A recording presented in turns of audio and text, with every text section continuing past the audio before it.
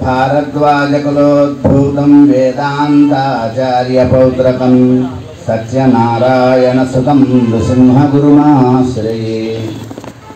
श्रीवेङ्कटाचलाधीशं श्रियाध्यासितवक्षसं श्रितचेतनमन्दारं श्रीनिवासमहं भजे। पुण्याम्भोजविकासाय पापध्वान्तक्षयाय च श्रीमान् आविर्भूद्भूमौ रामानुजदिवाकरः। विशुद्धविज्ञानघनस्वरूपं विज्ञानविश्राणबद्धदीक्षं दयानिधिं देहभृतां शरण्यं देवं हयग्रीवमहं प्रपद्ये। श्रीनाथ नारायण वासुदेव श्रीकृष्ण भक्त प्रिय चक्रपाणे श्रीपद्मनाभाच्युत कैटभारे श्रीराम पद्माक्ष हरे मुरारे। श्रीमदकलंग परिपूर्ण शशिकोटि श्रीधर मनोहर सकापटलकान्त पालय कृपालय भवाम्बुधि निमग्नं दैत्यपरकार नृसिंह नृसिंह।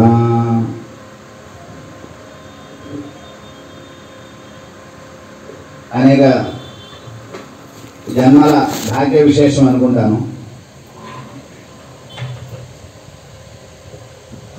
అపర రామానుజులు తేగం గోపాలాచార్య స్వామి వారి యొక్క శిష్యులుగా ప్రసిద్ధి చెందినటువంటి ఆంధ్ర నమ్మాళ్ళ వారుగా కీర్తిని పొందినటువంటి ఊవేసిన పాలవంచ తిరుమల గుదిమెళ్ళ వెంకట లక్ష్మీ నరసింహాచార్య గారి యొక్క కుమారుడిగా వారి శిష్యుడిగా కూడా దాసుడు ఈ కోరుకొండ నరసింహస్వామి వారి యొక్క పురుషకారంతో ఆ కోరుకొండ నరసింహస్వామి యొక్క అనుగ్రహంతో నాకు తోచినటువంటి 4 మాటలు ఒకటి తెలియజేస్తాను. దేవర వారు దాసుడికి కొంచెం ఇష్టమైన విషయం ఇచ్చారు. నరసింహావతారం యొక్క వైభవం, కోరుకొండ నరసింహస్వామి కోరుకొండ పర్వతం, అలాగే తిరుమలకొండ పర్వతం, వెంకటేశ్వర స్వామి, ఈ రెండింటికి చక్కగా సమన్వయం చేసి ఏదన్నా తెలియజేయండి అని అన్నారు. దాసుడికి అంత సామర్థ్యం లేదు, వారి యొక్క అనుగ్రహంతో ఏదో ప్రయత్నం చేస్తాను. ఇక్కడ ఒక విషయం మనం గమనించాల్సి ఉంది. దేవరాజు చాలా తెలివిగా అడిగారు. అర్చావతార మూర్తి అయినటువంటి ఆయన వెంకటేశ్వర స్వామి, మరి వీరు విభవావతార సంబంధమైనటువంటి ఆయన నరసింహస్వామి. అర్చావతారానికి విభావతారానికి ఎక్కడ ముడిపెట్టుకుంటాము అని ఆలోచన వచ్చింది.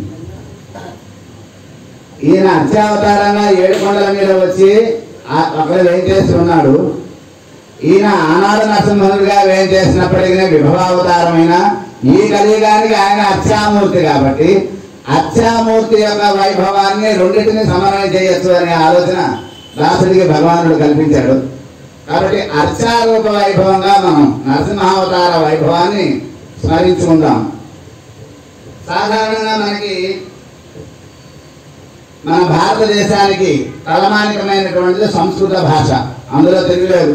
ప్రపంచంలోనే నంబర్ 1 భారతదేశం అంటే కారణం 2 సంస్కృతము, సంస్కృతి.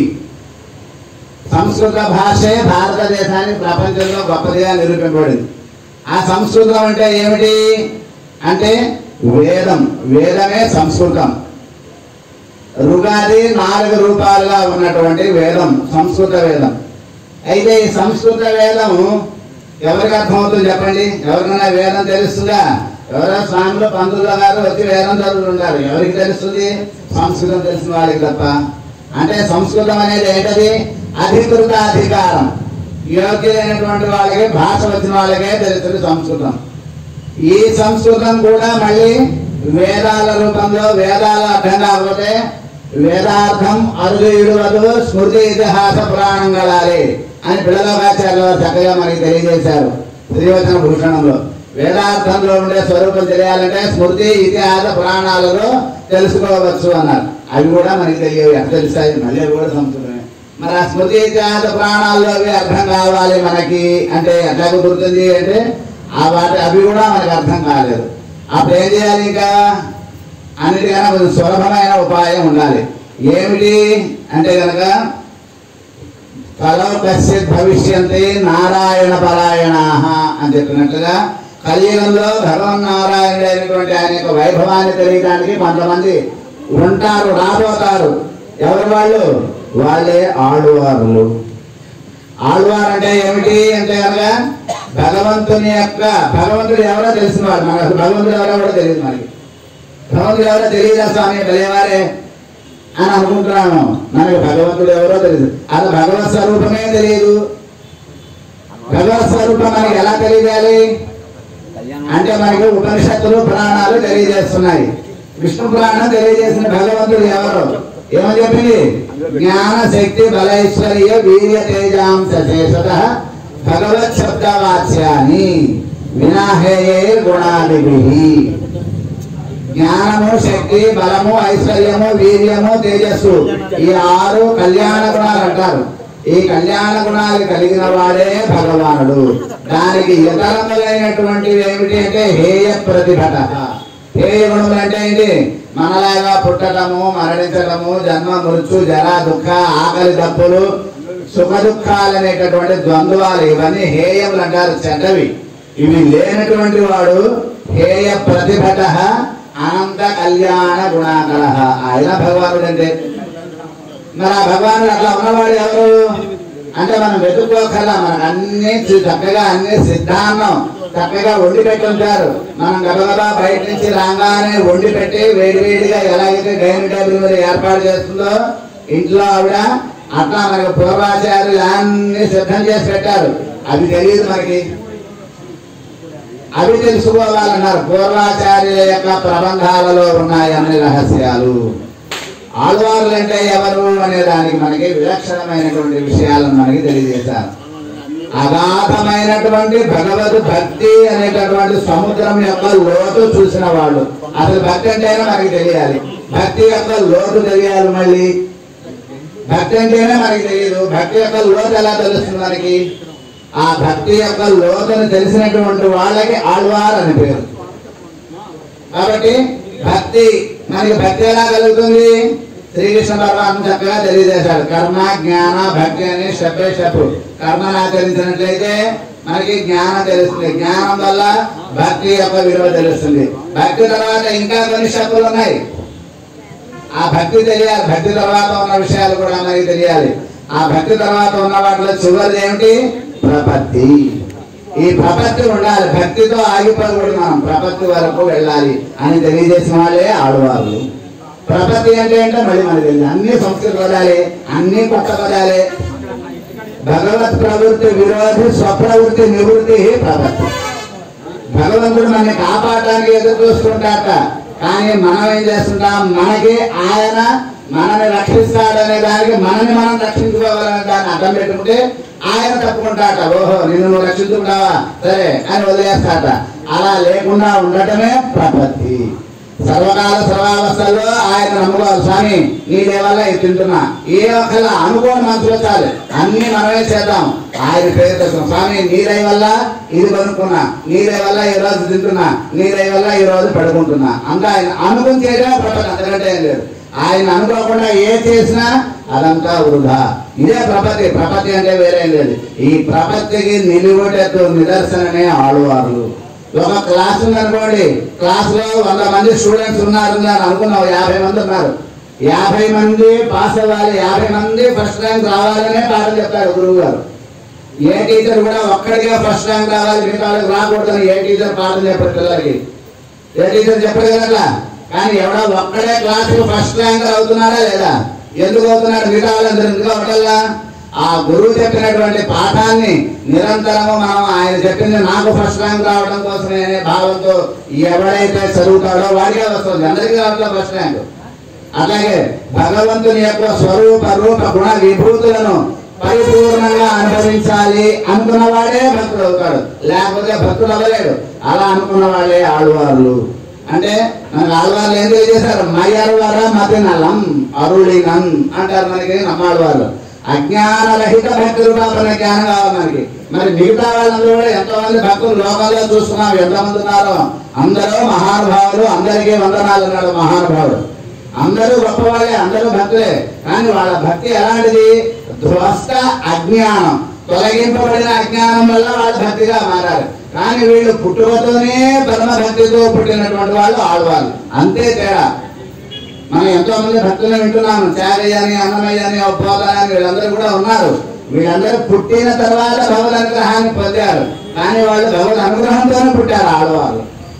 జాతి, కుల, మత, వర్ణ భేదాలతో సంబంధం లేకుండా ఆయా కాలాలలో ఆయా ప్రాంతాలలో పుట్టినటువంటి వాళ్ళే ఆడవార్లంటే.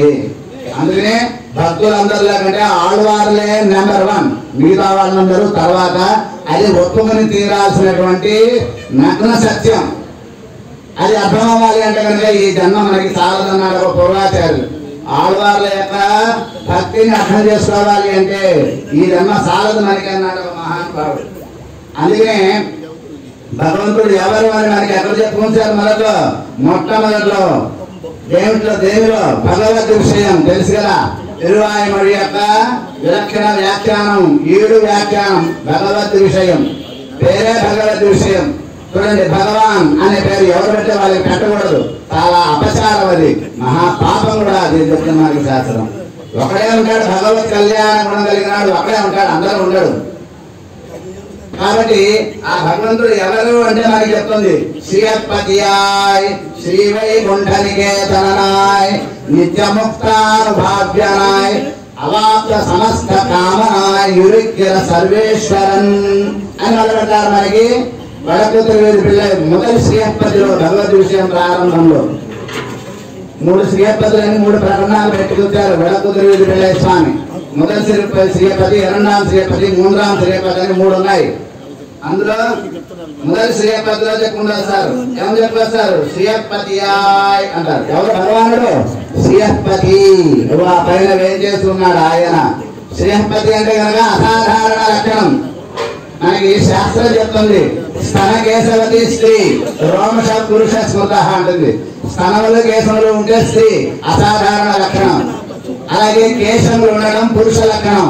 ఈ 2 అసాధారణం, ఎవరికి ఉండవు వాళ్ళకి తప్ప.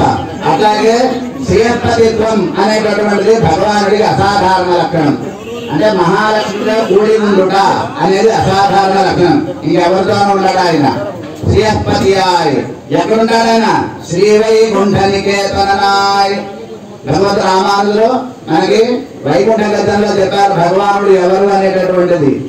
వైకుంఠం ఎక్కడ ఉంది అని. చతుర్దశ భవనాత్మకం అండం దశగుణోత్తరం ఆవరణ సప్తకం సమస్తం కార్యకారణ జాతమతీత్య అని చెప్పుకుంటూ మొదలెట్టి పరమవ్యోమ శబ్దాభిధేయే అని చెప్పుకుంటూ ఒక పెద్ద సూర్యునిగానే ఇచ్చారు వైకుంఠం ఎక్కడ ఉన్నదో. వైకుంఠం అంటే కనుక ఆదిశేషుడి మీద స్వామి పడుకున్నాడు, అది వైకుంఠం కాదు. దాని పేరు పాల సముద్రం. దాని పేరు మొరలు వినే చోటు. బ్రహ్మాండ దేవతలందరూ అక్కడికి వస్తారు కానీ ఆ వైకుంఠానికి రారెవరు. వైకుంఠానికి ఎవరు వెళ్తారు? ఇక్కడ వాళ్ళే వెళ్తారు. ఇక్కడ వాళ్ళంటే ఈ కోరమండలం వాళ్ళని కాదు. ఈ లోకంలో పుట్టినటువంటి మానవులకి మాత్రమే వైకుంఠ యోగ్యత ఉన్నది, ఇంకెవ్వరికీ లేదు. ఎట్లా?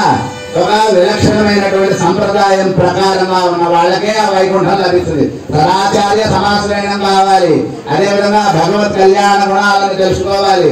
జీవితం అంతా కూడా భగవత్ కైంకర్య, భగవద్ భాగవతాచార్య కైంకర్య రూపంగా జన్మ గడిపిన వాళ్ళకే ఆ వైకుంఠానికి వెళ్తారు. ఎవరు అక్కడ ఎవరుంటారు? ఇద్దరే ఉంటారు, నిత్యులు ముక్తులు. ఎంతమంది వెళ్ళినా వాళ్ళ చోటు ఉంటుంది. అది శ్రీవైకుంఠనికేతనాయ్ అని భగవాన్ యొక్క వైభవాన్ని తెలియజేస్తారు. ఎవరు భగవానుడు అనేటువంటి రహస్యాన్ని. అదేవిధంగా మనకి భగవద్ విషయం మొదటి శ్రీయపతిలో చెప్పబడినటువంటి ఈ రహస్యంలో ఉన్నటువంటి భగవాను యొక్క రహస్యం. పూర్వాచార్యులందరూ కూడా చివరికి పెరియవాచ్యం వెళ్ళే వారు కూడా ప్రతి ప్రబంధం యొక్క వ్యాఖ్యానంలో ఈ వాక్యంతోనే ప్రారంభిస్తారు, శ్రీయపతియాయ్ అని. ఇది అసాధారణ లక్షణం. శ్రీయపతిత్వం జగజ్జన్మధ్వంసాధికత్వం అనేటటువంటిది అసాధారణ లక్షణాలు భగవంతుడికి. శంఖ చక్ర ధారణ, శ్రీయపతిత్వం, మహాలక్ష్మికి భర్తగా ఉండటం, అదేవిధంగా సృష్టి స్థితి సంహార రక్షణ ఉత్పత్తులు చేసేటటువంటి జగత్ సృష్టి సంహారాలు చేసేటటువంటి ఈ 3 గుణములు శ్రీయపతి అనే పదానికి అర్థం అని మనకి శాస్త్రం తెలియజేస్తుంది. తెలిసిపోతాను భగవానుడు ఎవడో శ్రీయపతి అనేటువంటి అర్థంలోనే. అదేవిధంగా మనకి యతీంద్ర మత దీపిక అనేటువంటి ఒక గ్రంథం కూడా ఉంది సంస్కృత భాషలో.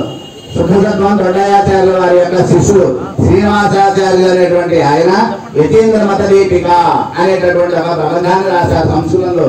అది శ్రీ విశిష్టాద్వైత సంప్రదాయానికి ప్రకరణ గ్రంథం అంటారు. అంటే ఒక మహాకోటలోకి వెళ్ళాలంటే ఒక ప్రాకారంలోంచి లోపలికి వెళ్ళినట్టుగా విశిష్టాద్వైత సంప్రదాయం తెలియాలంటే ఈ ప్రబంధం తెలియాలి అంటారు. సంస్కృత భాషలో ఉన్నటువంటి 9 అవతారం అంటే అధ్యాయ రూపంలో ఉన్నటువంటిది. అందులో 9వ అవతారం ఈశ్వర ప్రకరణం.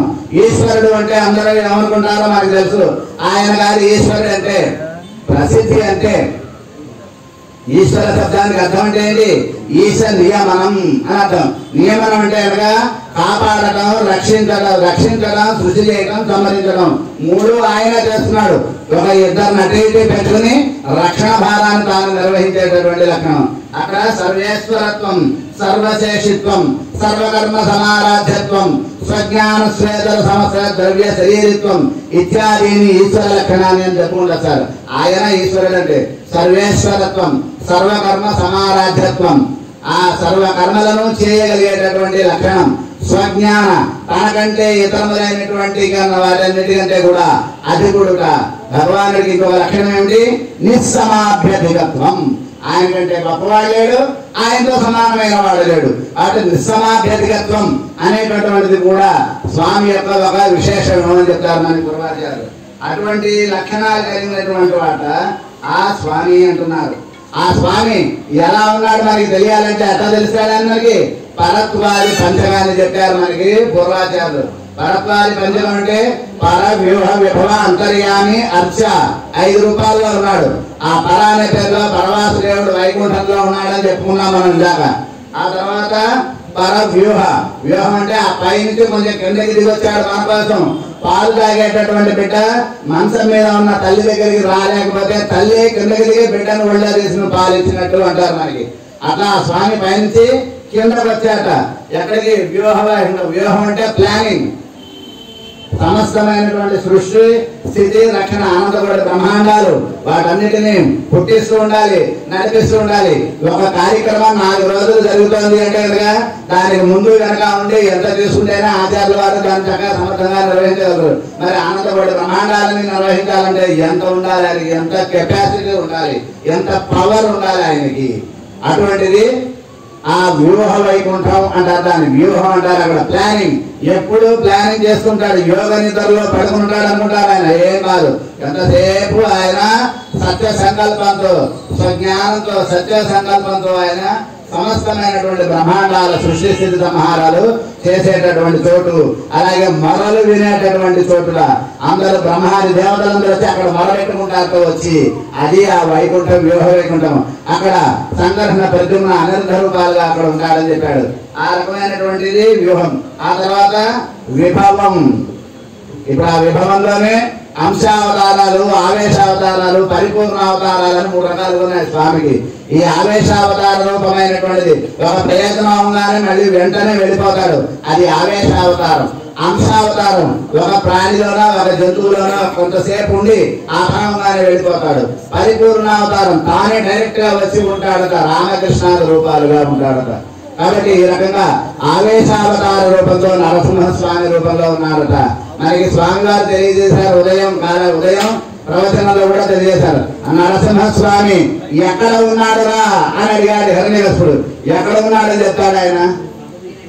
భగవంతుడు చూడండి, భక్తుడి యొక్క బుద్ధిలో ఉండే స్వాతంత్ర్యానికి భగవంతుడు కూడా తెలియదు ఆలోచన. ఇప్పుడు వాడు ఎక్కడున్నాడు అని అడిగాడు హిరణ్యకశిపుడు. మరి మన వాళ్ళ అబ్బాయి ఏం చెప్పాలి? అంతటా ఉన్నాడా చేశాడు ఉన్నవాడంగా. మరి విష్ణు వ్యాప్త కదా, అంతటా ఉన్నవాడు ఆయన. ఇప్పుడు అంతా ఉన్నాడు అంటే ఏం చేయాలి? మనకి చెప్పారు కదా, సత్యం విధాతం నిజ భృత్య భాషణం అన్నారు. కాదుగా ప్రియ పుత్ర భాషణం అని కూడా ఇంకొక వివరణ ఉన్నది. ఆయన ఎటాగో ఉన్నవాడు తండ్రి. ఆ తండ్రి కాస్త ఏం చేశాడు? తండ్రిగా లేడు. మరి అప్పుడు ఏం చేయాలి? తానే తండ్రి అయ్యాట వాడికి, ప్రహ్లాదుడికి. తండ్రి బాధిస్తుంటే కన్న కొడుకుని ఏ తండ్రి భూమి మీద ఎవడు ఏ తండ్రి తన కొడుకును బాధించడు, ఎంత దుష్టుడైనా.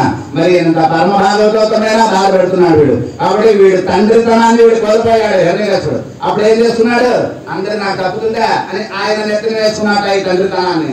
అందుకని నిజ పుత్ర భాష అనే వ్యాఖ్యానం కూడా మనకి పూర్వాచార్యులు అనుగ్రహిస్తున్నారు. కాబట్టి సత్యం విధాతం. ఇప్పుడు ఏం చెప్పాడు, అంతటా ఉన్నాడు ఎక్కువ పవాయి అన్నాడు నాన్న.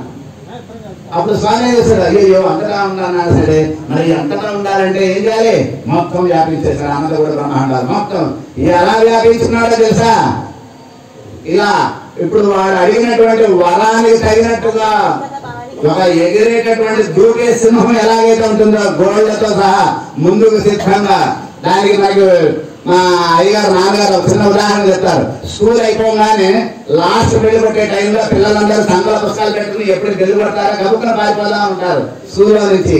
అట్లా ఈ ఏ చోట నుంచి వాడు పిలుస్తాడో తెలియదు, అన్ని చోట్ల ఇలా రెడీగా గోళ్లతో సహా ముందు గోళ్లు పెట్టుకుని రాగానే పంజాతో వాడిని కొట్టేయాలి అనే ఉద్దేశంతోనే గోళ్లు ఇలా పెట్టుకుని రెడీగా ఉన్నట్ట. ఎక్కడున్నాడు, ఆనందపడు బ్రహ్మాండాలు మొత్తం వ్యాపించున్నట్ట. ఆయన సర్వవ్యాపకుడు అయ్యింది, అంతా వ్యాపించున్నట్ట. వాడు ఎక్కడ చూపిస్తాడో తెలియదు, వాడు పిచ్చివాడు కాబట్టి పక్కన ఉన్న సంబంధం చూపించాడు అన్నారు. మరి మిగతా చోట్లంతా ఇప్పటికే అలాగే ఉన్నాడట ఆయన, ఇప్పటికే అలాగే ఉన్నాడు. కొన్ని చోట్ల బయటపడ్డాడు, కొన్ని చోట్ల బయటపడ్డాడు ఇప్పటికీ. ఇంకా ఆ హిరణ్యకశిపుడి యొక్క ఆ తరతరాల వాళ్ళు కలియుగంలో ఎక్కడ కూడా ఉన్నారేమో అనే ఆలోచనతో ఇప్పటికీ అలాగే ఉన్నాడట, రెడీగా ఉన్నాడట. అలా ఆళ్వార్లు దర్శించారు, వేరే వాళ్ళు ఎవరైనా దర్శించగలరు అట్లా. అందుకనే ఆళ్వార్లు అందరికంటే విలక్షణులు, ఆళ్వార్లను మనం స్మరించుకుని తీరాలి అంటున్నారు. కాబట్టి ఆ రకంగా ఆయన విభవ రూపంలో అవతరించాడు. విభవం అంటే అవతారాల రూపంలో అవతరించాడు. కాబట్టి అవతారం అంటే ఏంటి, యథేశ లీలా వ్యాపార. ఆయన ఇష్ట ప్రకారంగా సంకల్ప రూప వ్యాపార అవతార. ఆయన రావాలి అనుకున్నప్పుడు వస్తారు, చెయ్యాలి అనుకున్నప్పుడు చేస్తాట. అందులో ఎవరి యొక్క ప్రోద్బలం కానీ ఎవరి యొక్క ఇది ఉండదుట. ఎవరెవరో ప్రార్థిస్తారు, ఏదో రకంగా ప్రార్థిస్తారు. వాళ్ళ ప్రార్థనకి తగినట్లుగా అన్ని పాయింట్లని కరెక్ట్ గా సెట్ చేసుకుని ఎట్లాగైతే మనం ఒక ప్రొఫైల్ రెడీ చేసుకుంటామో, మనకున్నటువంటి అన్ని విషయాలని ఒక ప్రొఫైల్ గా ఏర్పాటు చేసుకుంటాము, అలాగే పరమాత్మ ఎవరెవరు ఎక్కడెక్కడ ఎప్పుడెప్పుడు ఏ ఏ కోణాల్లో ప్రార్థించారో వాటికి తగ్గట్టుగా ఆయన ఏర్పాటు చేసుకుని అవతరించడమే అవతారంట. సో సంకల్ప రూప లీలా వ్యాపార అవతార.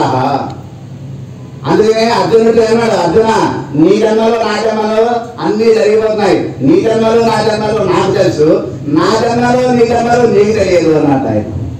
కాబట్టి బహువునినే వ్యతీతాని అనేక జన్మలు ఎన్నో గడిచిపోయినాయి అర్జున, నాకు తెలుసవి నీకు తెలియదు. నీ కర్మలో నీ జన్మలో నాకు తెలుసు, నా కర్మలో నా జన్మలో నీకు తెలియదు. ఇదే నీకు నాకు తేడా అన్నట శ్రీకృష్ణ పరమాత్మ. కాబట్టి బహువునినే వ్యతీతాని నేను చెప్పడంలో ఆయన యొక్క ఆ పరాత్పరత్వాన్ని చూసుకోండి అంటారు తాత్పర్య చంద్ర వ్యాఖ్యానంలో వేదాంత దేశకుడు. దాసుడిగా వాక్యాలు గుర్తురావట్లేదు, క్షమించాలి. కాబట్టి బహువుని మే, ఆ మే అని చెప్పడం మమ మే అనేటటువంటి అస్మత్ శబ్దంలో నా యొక్క చతుర్థి విభక్తి సంబంధమైన వాక్యాల దగ్గర ఈ చతుర్థి విభక్తి చాలా గొప్పది అంటారు. మనకి వ్యాకరణంలో మనకి సూత్రం ఉన్నది, చతుర్థి తదర్థార్థ బలిహిత సురక్షిత అని ఒక వ్యాకరణ సూత్రం. అందులో ఏం చెప్తుందంటే చతుర్థి విభక్తి స్వాతంత్ర్య సంబంధమైనటువంటి విషయాన్ని, నా ఇష్టం, నేను, నాది అనేటటువంటి చెప్పిన చోట మన యొక్క పరిపూర్ణ స్వాతంత్ర్యం తెలుస్తుంది. అద్భుతమైనటువంటి మన స్వాతంత్ర్యమే తెలిస్తే మరి ఆయన స్వాతంత్ర్యం ఎంత, ఆయనంత అంటున్నారు కదా తెలుగులో, కొండంత దేవుడికి కొండంత ప్రతిని ఇవ్వగలమా, ఇవ్వలేము. అట్లా ఆయన స్వాతంత్ర్యం ఆయనంత, మన స్వాతంత్ర్యం మనంత. కాబట్టి ఆయన యథేశ లీలా వ్యాపారం అవతారం అన్నారు. ఎందుకు వస్తారని చెప్పాడు కదా, మరి అంతా చెప్పేశాడు భగవద్గీత. యథా యథా ధర్మస్య అవంతా మనం చెప్పుకోవాల్సిన అవసరం లేదు. కాబట్టి అభ్యుత్థానం అధర్మస్య అదంతా కూడా గీతావచనాలు అనేది గుర్తుపెట్టుకోవాలి.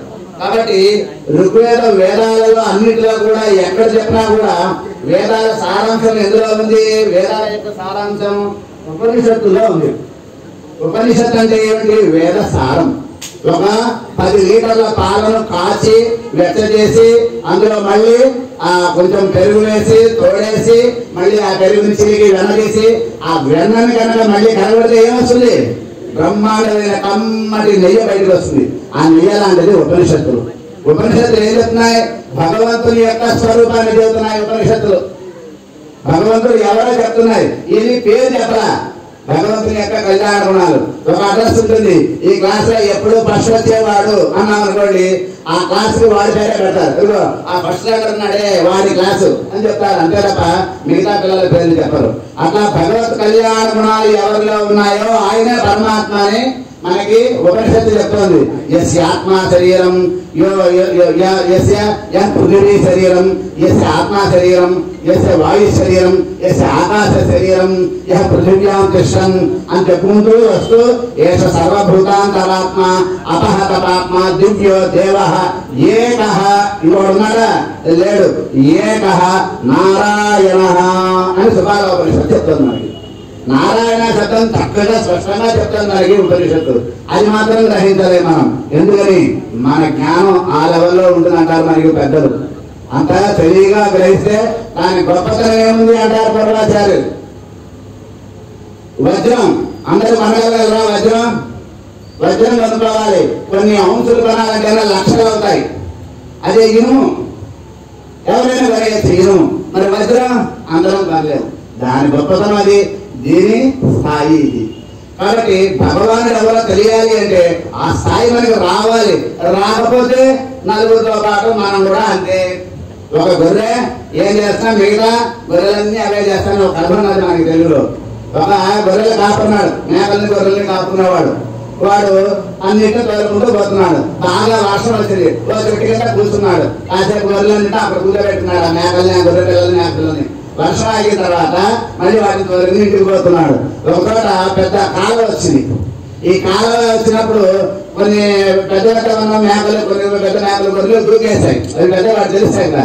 చిన్న గొర్రె పిల్లలు ఉన్నాయి. వాటికి దూకడానికి రాలా. అప్పుడు ఏం చేశాడు ఆయన? అక్కడ కాలువ దగ్గర కర్ర అడ్డం పెట్టాడు. అంటే కాలికి ఏదో తగిలితే చిన్న చిన్న చిన్న పిల్లలు, చిన్న మేక పిల్లలు, గొర్రె పిల్లలు కాలికి ఏదో పడింది, అడ్డం పడిందని దూకుతాయి.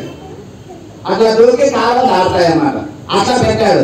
అయితే కొన్ని ముందుకు వెళ్ళిపోయిన గొర్రెలు కూడా వెనక్కి తిరిగి వచ్చి మళ్ళీ వెనక్కి తిరిగి వచ్చి ఈ కర్ర ఉన్నా లేకపోయినా వాడేమో కర్ర తీసేశాడు. అక్కడ కర్ర ఉందని రావడం దూకడం చేస్తున్నాడు. ఎందుకు దూకుతుంది? రకాలు గొర్రె దూకుతుంది, గొర్రె దూకుతుంది. అట్లా ఎవడు ఏ చెప్తాడే, ఎవడు ఎక్కడ ఏరు పడితే అదల్లా మనం పడిపోతూ ఉండిపోతున్నాం తప్ప భగవంతుడు ఎవరో తెలుసుకోవడం మన వల్ల కావట్లేదు. తెలుసుకోలేకపోతున్నాం. తెలుసుకున్నవాడే భగవంతుడు అనుకుంటున్నాం తప్ప భగవంతుడు తెలియజేసే విషయాలు తెలుసుకోవాలని రావట్లా. రాదు. విష్ణు కృపా పాపీపజాయితే అంటారు మనకి. కాబట్టి భగవంతుని యొక్క అనుగ్రహం రావాలంటే అంత తేలిక కాదు. అదువు అవనతిన్నరులే అంటారు ఆడవాళ్ళు. ఆయన అనుగ్రహం కలగాలంటే కూడా ఆయనకే ఉండాలి. స్వామి నీ గురించి తెలుసుకోవాలంటే నువ్వే చెప్పాలి అని మనం ఆయనే ఆశ్రయించాలి అంటారు. అటువంటి విలక్షణమైనటువంటిది విభవావతారం.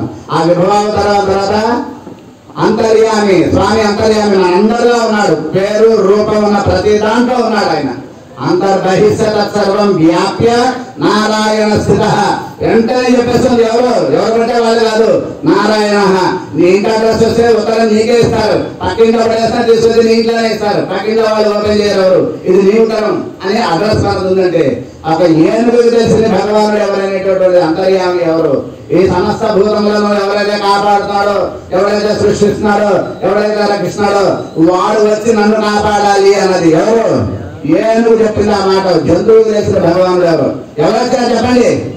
ఎవరు వచ్చారు? ఇప్పుడు కాపాడిన వాడు ఒకడు, రక్షించిన వాడు ఒకడు, సంహరించేవాడు ఒకడు, ముగ్గురు వచ్చారా? ఎవరు వచ్చారు ఏనుగుని కాపాడడానికి? కనపడుతుందా కనపడలేదా? అయినా మనం తెలుసుకోండి. జంతువులు చెప్తున్నాయి భగవంతుడి గురించి. మనుషులు మనకి తెలియలేదు. బుద్ధి జ్ఞానాలు అంటారు మనకి పెద్దలు. కాబట్టి వేదాలలో కూడా మనకి భగవాను యొక్క అవతార రహస్యాలు చెప్పబడ్డాయి. అంతర్యామి మన అందరి లోపల కూర్చున్నాడు చక్కగా. అంతర్యామి యమయతి కాపాడుతున్నాడు. ఆ అంతర్యామిత్వం రూపం కూడా మనకి రాదు. ఆయన ఎక్కడ తెలుసుకోవాలి? మనం యోగ ధ్యానం ద్వారా తెలుసుకోవాలి. యోగం అంటే యోగ శబ్దానికి అర్థం ఏంటి అంటే భగవాను తెలుసుకునేటటువంటి ఒక మార్గం యోగం. ఆ యోగం ద్వారా భగవాను తెలియవలసింది. కాబట్టి ఆ యోగం ద్వారానే అంతర్యామి స్వరూపం తెలుస్తుంది. చివరి ఏమిటి? ఇవన్నీ కాదయ్యా, అవన్నీ మా వల్ల కాదు, మేమేం చెయ్యం, మాకెట్ట ఉంటే ఏదో నువ్వే చెయ్యి అంటే తప్పదని చెప్పి ఏమొచ్చాడు? అర్చారూపంగా వచ్చాడు. అది కూడా అక్కడ వచ్చి ఎంత ఉన్నాడు? సూక్ష్మ రూపంలో ఎంత ఉన్నాడు స్వామి. అనోరణీయాన్ మహతో మహీయాన్. అలా అణువల్లే చిన్నగా అంటే ఇంత చిన్న విగ్రహంగా అక్కడ వచ్చి ఏం చేస్తున్నాడు ఆ కొండ మీద స్వామి. సర్వజ్ఞోపి అజ్ఞైవ సర్వశక్తోపి అశక్తైవ. కాబట్టి ఆయన సర్వజ్ఞుడైనప్పటికీ ఏమి తెలియని వాళ్ళలాగా, ఆ అన్ని చేయగలిగి ఏమి చేయని వాళ్ళగా, సర్వద్రష్టాపి దుష్టవాన్ అదృష్టవానివా, చూడలేని అన్ని చూస్తూ ఏమి చూడని వాళ్ళగా, అన్ని చేయగలిగి ఏమి చేయలేని వాళ్ళగా అలా ఉంటాడట. ఒక కథలనే రూపంలో ఉంటాడట అర్చారూపం అంటే.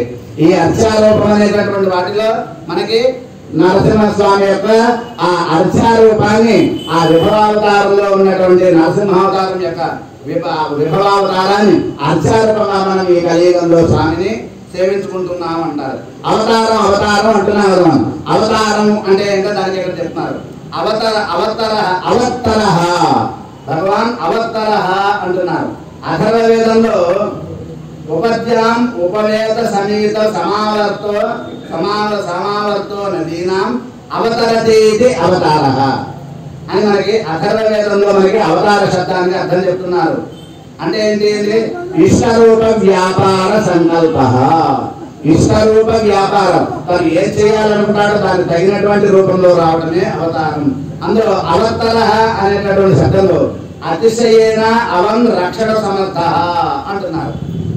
కాబట్టి అవన్ అంటే కనుక భూమి అనర్థం. అవని అనే శబ్దం అవన్ అనేటటువంటి సంస్కృత పదానికి మూలం. ఈ అవన్ అనే పదం వేద పదం. వేదం కొన్ని పదాలని వ్యాకరణ సంబంధంగా లేకుండా కూడా వాడుతుంది కొన్ని పదాలని. కాబట్టి అవన్నీ వైదిక పదాలు, వైదిక ఛందములు అంటారు, ఛందో శబ్దాలు అంటారు వాటిని. కాబట్టి ఆ అవన్ అంటే కనుక ఈ భూమి అనర్థం. అట్లాగే మనకి వాదిశ్రనేయ సంహితలో కూడా అవతారి తారయతి చ తథా ప్రాణినాం అనేటటువంటి ఒక వాక్యం ఉన్నది మనకి. ఆ వాదిశ్రనేయ సంహితలో ఉన్నటువంటి వాక్యంలో కూడా అవతారి అనే చోట అవతార సిద్ధాంతాన్ని పరిపూర్ణంగా పాటించడం కోసమే వచ్చాడు ఆయన. అని అవతార సిద్ధాంతం ఏమిటి అంటే మనకి అవతార సిద్ధాంతం ఏమిటి? దుష్ట శిక్షణ, శిష్ట రక్షణ, ధర్మ పరిరక్షణ. ధర్మానికి వ్యతిరేకంగా ఎవరి ధర్మం వాళ్ళు పాటించుకోవాలి. ఎవరి వయస్సు, ఎవరి కులం, ఎవరి వర్ణం, ఎవరు స్త్రీలింగం, స్త్రీనా పురుషుడా అనేటటువంటి వయోభేదంతో ఎవరికి పనులు వాళ్ళు చేసుకోవాలి. బ్రాహ్మణుడా, క్షత్రియుడా, వైశ్యుడా, శూద్రుడా, వారి పనులు వాళ్ళు చేసుకోవడమే ధర్మం అన్నాడు. కాబట్టి శోధన లక్షణార్థో ధర్మ. ఎవరి ధర్మాన్ని వాళ్ళు పాటించడమే ఇక్కడ మనకి ధర్మ శబ్దంగా చెప్తారు. అదే మనకి ఇక్కడ ఆచరించాల్సిన విషయం అంటారు. కాబట్టి ధర్మ అర్థ కామ అనేటటువంటి మోక్ష చతుర్విధ పురుషార్థాల్లో అన్ని ధర్మబద్ధంగా జరిగితేనే ఆయనకి ఇష్టమవుతుంది. అలా లేని వాళ్ళే ఆయనకి ఇష్టం లేనటువంటి వాళ్ళు, వాళ్ళని శిక్షించడం కోసం వస్తాడని అవతార రహస్యం చెప్పారు మనకి. అందుకనే మనకి ఆయన ముందు మనం అనుకున్నట్టు బహుళమే వ్యతీతాన్ని అని ఆయన అవతార రహస్యాలను చెప్పారు అన్నారు. ఆ తర్వాత నారసింహావతారం గురించి మనం ఒకసారి ఋగ్వేదంలో ఒక చిన్న విషయాన్ని తెలియజేస్తున్నారు. స్తుహే శృతం కర్తసదం యువానం మృగం నమృగం నరం భీమముపహంతుం ఉగ్రం మృడా చరిత్రే సింహస్తవానో అన్యంతే అస్మిన్ నివసంతు సేనా అనేటటువంటి ఒక ఋగ్వేద మంత్రం, ఒక మంత్రం ఉంది. ఆ మంత్రంలో కూడా అలాగే అందులోనే పక్కనే ఇంకొక మంత్రాన్ని ఇస్తున్నారు. యతో వీర కర్మణ్య సుదక్షో యుక్తగ్రావా జాయతే దేవకామః అనేటటువంటి ఈ రెండు మంత్రాల సూక్తాలలో కూడా నారసింహావతారం నమృగో నరః అనేటటువంటి విషయంలో వాడు ఎంత తెలివితేటలుగా అడిగాడో వాడి తెలివితేటలకు మించి ఈయన వచ్చాట. నేను ఏ జంతువు కాదంటే ఈ సింహాన్ని ఎందుకు తీసుకున్నాడు, ఓ పిల్లిని తీసుకోవచ్చు కదా, ఒక ఎలకని తీసుకోవచ్చు కదా, ఏదో దాన్ని తీసుకోవచ్చు, సింహమే ఎందుకు తీసుకున్నాడు ఆయన అనేటటువంటి అది ఆయన యొక్క అవతారంలో స్వేచ్ఛావత్వం అంటారు. అవతారంలో ఉండేటటువంటి స్వేచ్ఛత. ఆయన ఏ రూపంతో రావాలి అని ఆయనే అనుకుంటాట. కాబట్టి ఈ ఋగ్వేద మంత్రంలో ఆయన యొక్క లీలా విశేష వైభవాన్ని మనకి తెలియజేశారు అని చెప్తారు. అంతేకాదు మనకి వజ్రనఖాయ విద్మహే తీక్ష్ణ దంశాయ ధీమహి తన్నో నారసింహ ప్రచోదయాత్ అని మహానారాయణ ఉపనిషత్తులో ఉన్నటువంటి నారసింహ గాయత్రి కూడా అదే రహస్యాన్ని మనకి చెప్తుంది అంటారు. అంతేకాదు ప్రతద్విష్ణు స్తవతే వీర్యాయ మృగోన భీమో కుతరో గిరిష్టాః యస్య ఋషిత్రిషు విక్రమణేషు అధిక్షయంతి భువనాని విశ్వ అనేటటువంటి ఆ ఋక్ యజు సూక్త ఆ మండలంలో ఉన్నటువంటి ఆ నరసింహ తాపని ఉపనిషత్తులో ఉన్నటువంటి మంత్రం ఇది. ఆ మంత్రంలో నరసింహావతార వైభవం మనకి చక్కగా తెలియజేస్తున్నాడు. అంటే త్రివిక్రమణములు అంటే కనుక 3 లోకములతో 3 పాదములతో కలిసినటువంటి లోకాలు. అప్పటి వరకు వామావతారంలో అప్పటి వరకు పాదమే, చూపించినంత వరకు పాదమే, కొలవటం మొదలుపెట్టిన తర్వాత అది విక్రమం అయింది. కాబట్టి మనకి కూడా సంప్రదాయంలో మాట్లాడుతుంటారు మామూలుగా కొంచెం సంస్కృత పండితులకు వామనుడిగా వచ్చాడు, త్రివిక్రముడిగా తయారయ్యాడు అంటే ఏకులా వచ్చి మేకులా తయారయ్యాడు అనే దానికి దీన్ని అర్థంగా వాడుతుంటారు లోకంలో. కాబట్టి వామనుడిగా అడిగిన పాదంతోనే కొట్టుకుంటా అన్నాడు. మరి బలిచక్రవర్తి నువ్వు చూపించిన పాదం వేరు, కలిసే పాదం వేరు అన్నాడు. అదేంటి ఆదాలేదు, మోసం మోసం మోసం అన్నాడు. ఏం మోసం లేదు, నువ్వు అడిగినప్పుడే ఇదే పాదం, కొలుచుకునేటప్పుడు నాకు కావాల్సినట్టు కొలుచుకున్నా, కూర్చో అన్నావు. ఎక్కడ కూర్చోవు నువ్వు చెప్పలా, నాకు ఇష్టం వచ్చిన కూర్చుంటా, నువ్వు కూర్చునే కూర్చులోనే కూర్చుంటా, నువ్వు వద్దంటానికి నువ్వెవరివి అన్నట్లుగా నేను కొలుచుకుంటాను నా ఇష్టం. ఏ కాలుతో కొలుచుకోవాలి, చిన్నకాలు కొలుచుకుంటావా కట్టగాలు కొలుచుకుంటావా నువ్వు అడగలేదు, నేను చెప్పలేదు, అది నా ఇష్టం కొలుచుకోవడం అనేటటువంటిది అని అన్నాడు కదా. కాబట్టి మనకి పూర్వాచార్యులు ఒక అద్భుతం తెలియవాచం వ్యాఖ్యానం చేస్తూ దివ్య ప్రబంధంలో మొదటి తిరువందాదిలో ఒక పాశ్రం వస్తుంది. ఆ పాశ్రంలో వ్యాఖ్యానం చేస్తూ చెప్తారు వామనావతారం యొక్క వైభవాన్ని మనకి తెలియజేస్తూ మనకి విలక్షణంగా మనకి అక్కడ తెలియజేస్తారు పూర్వాచార్యులు వ్యాఖ్యానంలో. ఏం తెలియజేస్తారంటే కనుక నిజమైనటువంటి అవతార్యం కలిగినటువంటి వాడు బలిచక్రవర్త వామనమూర్త వచ్చినటువంటి త్రివిక్రముడ ఎవరు ఔదార్యము అంటే కనుక కొలిసిన దానం ఇచ్చినటువంటి బలిచక్రవర్తి ఔదార్యం కలిగిన వాడు, స్వామికే దానం ఇచ్చాడు అని మన బుద్ధి అక్కడతో ఆగిపోతుంది. కానీ పూర్వాచార్యులు అలా చెప్ప దానం ఇచ్చినారు, కొలుచుకున్నటువంటి స్వామి గొప్పవాట, ఆయన ఔదార్యం గొప్పదిగా. కాబట్టి ఇచ్చిన వాడికన్నా పుచ్చుకున్నవాడు గొప్పవాడు. పుచ్చుకునేవాడు ఉంటే కదా ఇచ్చేది, నేను ఇస్తా రాట నాకు వదుకోవాలంటే ఏం లేవు, ఎవరు తీసుకోవాలి నీ దగ్గర. అప్పుడు నీ దానం ఏమవుతుంది, అది దానం అవుతుందా, దానం తీసుకున్నా తీసుకోవా అని బెదిరిస్తే అది దానం ఎందుకు అవుతుంది? దానం అంటే పుచ్చుకునేవాడు ఇష్టంతో పుచ్చుకుంటేనే అది దానం అవుతుంది. కాబట్టి ఇక్కడ ఔదార్యం ఎవరు? పరమాత్మ ఔదార్యం. అనంతపురి బ్రహ్మాండ నాయకుడు అన్నిటికన్నా నీచమైనటువంటి యాచనావృత్తి ఎందుకు దిగాడు అంటే ఆయన సౌలభ్యాన్ని చూపించాడు. ఈ సౌలభ్యాల్లో నుంచి ఒక్కసారిగా పరత్వాన్ని చూపించాడు. సౌలభ్యంతో యాచన చేశాడు, పరత్వంతో కొలుచుకున్నాడు. కాబట్టి అంత అది అవతారం యొక్క వైభవం అంటున్నారు. ఆ రకంగా ఇక్కడ యశ్వరుషి త్రిషు విక్రమణేశ్వరు అంటే కనుక 3 లోకాలు అంటే ఆయన పాదం చేత కలవబడినటువంటి లోకం అంటే ఈ లోకంతో ఎప్పుడో కొలిచేశాడు ఈ లోకాన్ని. మనకి నమ్మాలి వాళ్ళు కూడా తెలియజేస్తారు, ఉండు ఉమిషిందు కిడందు నడందు అంటూ. ఒకసారి కొలుచుకున్నాట ఇదే భూమి, ఒకసారి నీయాట, ఒకసారి బయట పెట్టాట, ఒకసారి దానిని పడుకున్నాట, ఒకసారి నీళ్ళలో ముంచాట, ఒకసారి తీసాట, ఒకసారి అందరినీ బయట తీసేట, ఒకసారి లోపల పెడతాట, రకరకాల ఒకసారి కొలిచాడు. ఆయన విశ్వనాథం చేసినటువంటి ఈ దివ్యమంగళ విగ్రహ చేష్ట అంటారు. అటువంటి వైభవం కలిగినటువంటిది ఈ విషయం అంటున్నారు. ఆ రంగా నరసింహస్వామి యొక్క అవతార వైభవం చెప్పుకోవాలంటే మనకి కాలం చాలదు అంటున్నారు. తిరుమలయాళ్ళ వారు కూడా మనకి పెరియ తిరుమల దివ్య ప్రబంధంలో ఆదియాంతానే అరువురుంతానే. కాబట్టి అజకీయాంతానే అరువురుంతానే. అందమైన రూపము అతనిదే, భయంకరమైన రూపము అతనిదే. ఇంకా మనకి స్వామి చక్కగా తెలియజేశారు చక్రవర్తి స్వామి. ఆయన అందంగా ఉంటాడు, భయంకరంగానే ఉన్నట్ట. ఒక సింహం కళ్ళు ఒకేలా ఉంటాయి, సింహం కళ్ళు ఎప్పుడు మారవుట. తను పాలిచ్చే బిడ్డకి అదే కళ్ళతో చూస్తుంది, తను వేటాడే జంతువుని అదే కళ్ళతో చూస్తుంది. కానీ అక్కడ వస్తు భేదం చేత కళ్ళల్లో ఉండేటటువంటి భేదం మారుతుంది అంటున్నారు. అదే ప్రహ్లాదుడికి మనకి స్వామిగా తెలియజేశారు. అదే ప్రహ్లాదుడికి ఆ భీకర రూపం ఒక చిన్న పిల్లాడు 10 ఏళ్ల పిల్లాడిలా కనబడితే మరి బ్రహ్మాది దేవతలందరికీ కూడా భయంకర రూపంగా కనబడింది. ఆ ప్రహ్లాదుడు దగ్గరికి వచ్చి ఆ స్వామిని పాదాలను తాగి నమస్కారం చేసి, స్వామి నిన్ను వేడుకుంటున్నాను, ఈ ఉగ్ర రూపం చాలుతుందని ప్రార్థించాక ఆయన ఆ పిల్లవాడిని దగ్గరికి తీసుకున్నాట. అప్పుడు మెల్లగా మహాలక్ష్మి దగ్గరికి వచ్చిందిట. అప్పటి వరకు ఆ బ్రహ్మాది దేవతలందరూ కూడా వెనక్కి తలుపులు వెనకాల, స్తంభాలు వెనకాల, మిగతా స్తంభాలు వెనకాల దాక్కుని ఒడికిపోతున్నట్టు ఆ రూపాన్ని చూసి. ఏ భయం లేని ప్రహ్లాదుడు గబగబా నడుచుకుంటూ వచ్చి ఆయన పాదాలు తగ్గట. ప్రహ్లాదుడికి అదే భయంకర రూపం సౌమ్యంగా కనపడింది, బ్రహ్మాదులకి అదే రూపం భయంకరంగా కనపడింది అంటున్నారు. ఒక సింహం తన పాలిస్తూ బిడ్డని అదే కళ్ళతో ప్రేమగా చూసుకుంటుంది వాత్సల్యంతో, అదే కళ్ళతో శత్రువులైనటువంటి మిగతా జంతువులకు భయం కలిగించినట్టు అంటున్నారు. కాబట్టి అలటియాంతాని అందమైనటువంటి వాడే అరివురుంతాని అంటారు.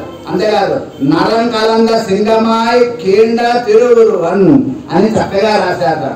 అంతేకాదు కుచరహ, కు అంటే కనుక భూమి, కుచరతి భూమి అంతటా కూడా సంచరించినటువంటి వాడు ఆ నరసింహస్వామిట. అంటే ఏంటి, హిరణ్యకశిపుడిని సంహరించిన తర్వాత కోపంతో ఆ చుట్టుపక్కలంతా తిరుగుతున్నాట ఆయన. ఆ తిరుగుతున్నటువంటి స్వామిని అమ్మవారు ఒక అందమైన సంచిత రూపంలో ఆయన్ని దగ్గర చేరింది అనేటటువంటి మనకి కథ కూడా అక్కడ తెలుస్తున్నారు. ఆ విధంగా చాంద్రోగ్యంలో కూడా ఆత్మ దేవానాం జనిత ప్రజానాం హిరణ్య దంశో బభసో అనసూరి అనేటటువంటి మరొక శృతి వాక్యంలో కూడా మనకి దేవతలందరికీ ఆత్మ అయినటువంటి వాడు, లోకులందరికీ కారణభూతుడైనటువంటి వాడు, అందమైనటువంటి కోరట. అంటే కోరలు అందంగా ఉంటాయా? ఎవరికైనా కోరలు చూస్తే అందం కనబడుతుందా? ఇక ఆడవాళ్ళకి కోరలు అందంగా కనబడ్డాయి. అందమైనటువంటి కోరలు కలిగిన వాడు అని వ్యాఖ్యానం చేస్తున్నాను. అంతేకాదు ఉపనిషత్ భాష్యకారులు కూడా రంగరామానుజములు మనకి దేవానాం ఆత్మ నియంత ప్రజానాం ఉత్పాదక హిరణ్య దంశ కమనీయ దంశ్రాయుక్త హిరణ్య విదారక దంశ్రాయుక్త ఇదివా అని వ్యాఖ్యానం చేశారు. కాబట్టి ఆ హిరణ్య ఆ బంగారమైనటువంటి కోరలు ఎలా ఉన్నాయట? దుష్ట శిక్షణని నిరూపిస్తూ శిష్ట రక్షణ కోసమే ఈ కోరలు ఉన్నాయి అని నిరూపిస్తున్నాయట. అదిగా అక్కడ అందం. ఆ అందాన్ని మనకి చక్కగా వర్ణించారన్నారు. కాబట్టి భవసహ అంటే కనుక భక్షణశీల, భక్షతి భక్షణార్థం అంటే భక్షించాలి అనే కోరిక కలిగినది భవసహ అంటారు. సన్నంతార్థం అంటారు సంస్కృతంలో, ఇచ్చార్థంలో చెప్తారు దాన్ని. అంటే భవసహ భక్షణశీల, భక్షించాలి అనే కోరిక కలిగిన వాడు భవసహ అంటున్నారు. కాబట్టి నా భవతి ఇది అనసూరి అంటున్నారు. విపశ్యది యావతు అస్య శ్రీ నృసింహస్య పరమాత్మనః మహిమానం మహాంతమాహు అనేటువంటి విషయంగా చక్కగా ఆ పరమాత్మ యొక్క ఆ వైభవాన్ని వివరించారు అని చెప్తున్నారు ఇక్కడ. అంతేకాదు హరి శబ్దం కూడా సింహాన్ని గురించి చెప్తుంది. హరి అంటే కనుక వానరం అనే పేరు ఉంది, హరి అంటే సింహం అని కూడా ఉంది అంటున్నారు. ఐర్పుత్ర సంహిత అనేటటువంటి పాంచరాత్ర సంహితలో కూడా నరాణం బంధనం హంతి హినస్యేతు నృసింహత అనేటటువంటి ఒక శ్లోకం ఉంది. అక్కడ నృసింహ శబ్దేన పురుషోత్తమ పరవాసుదేవ శ్రీమన్నారాయణ అభివర్ణ్యతే అని అక్కడ వ్యాఖ్యానం రాస్తారు మనకి పూర్వాచార్యులు. అంతేకాదు గోదాదేవి కూడా తిరుపావళి మనకి మారి మలయ మణి కీడంగరందుము సీరియ సింగం అని చెప్పింది ఆవిడ. కాబట్టి అక్కడ వేరుమయంగే వెప్పాడు వేరుమయర్ పొంగ అనేటటువంటి ఆ పదంలో కూడా సింహ రూపాన్ని మనకి అక్కడ కీర్తించింది అన్నారు. ఈ విధంగా అంతేకాదు పెరియ తిరుమంగయాల వారు కూడా నరసింహ మతాకి అవరణుడని కీడినవన్. ఆ నరసింహ మతాకి ముందు కాలంలో ఒక నరసింహునిగా అవతరించి ఆయన హిరణ్యాక్షుడి యొక్క వక్షాన్ని చీల్చాడు అంటున్నారు. అయితే ఇక్కడ పూర్వాచార్యులు చిన్న స్వారస్యాలు లేగారు. వక్షాన్ని ఎందుకు చింతాలి? ఏదైనా చేతులు కాళ్ళు నరకచ్చు కదా, లేకపోతే నెత్తిని అక్కడ కొట్టే క్షణాల్లో రక్తం ఎత్తుకుపోయేవాడు, వాడి వక్షస్థలాన్ని ఎందుకు చేయించాలి అన్నమాట. మన శరీరంలో కూడా సమస్త పాపాలకి నిలయం ఏమిటి చెప్పండి? హృదయం, మనస్సు, అది వక్షస్థలం దగ్గర ఉంటుందిగా.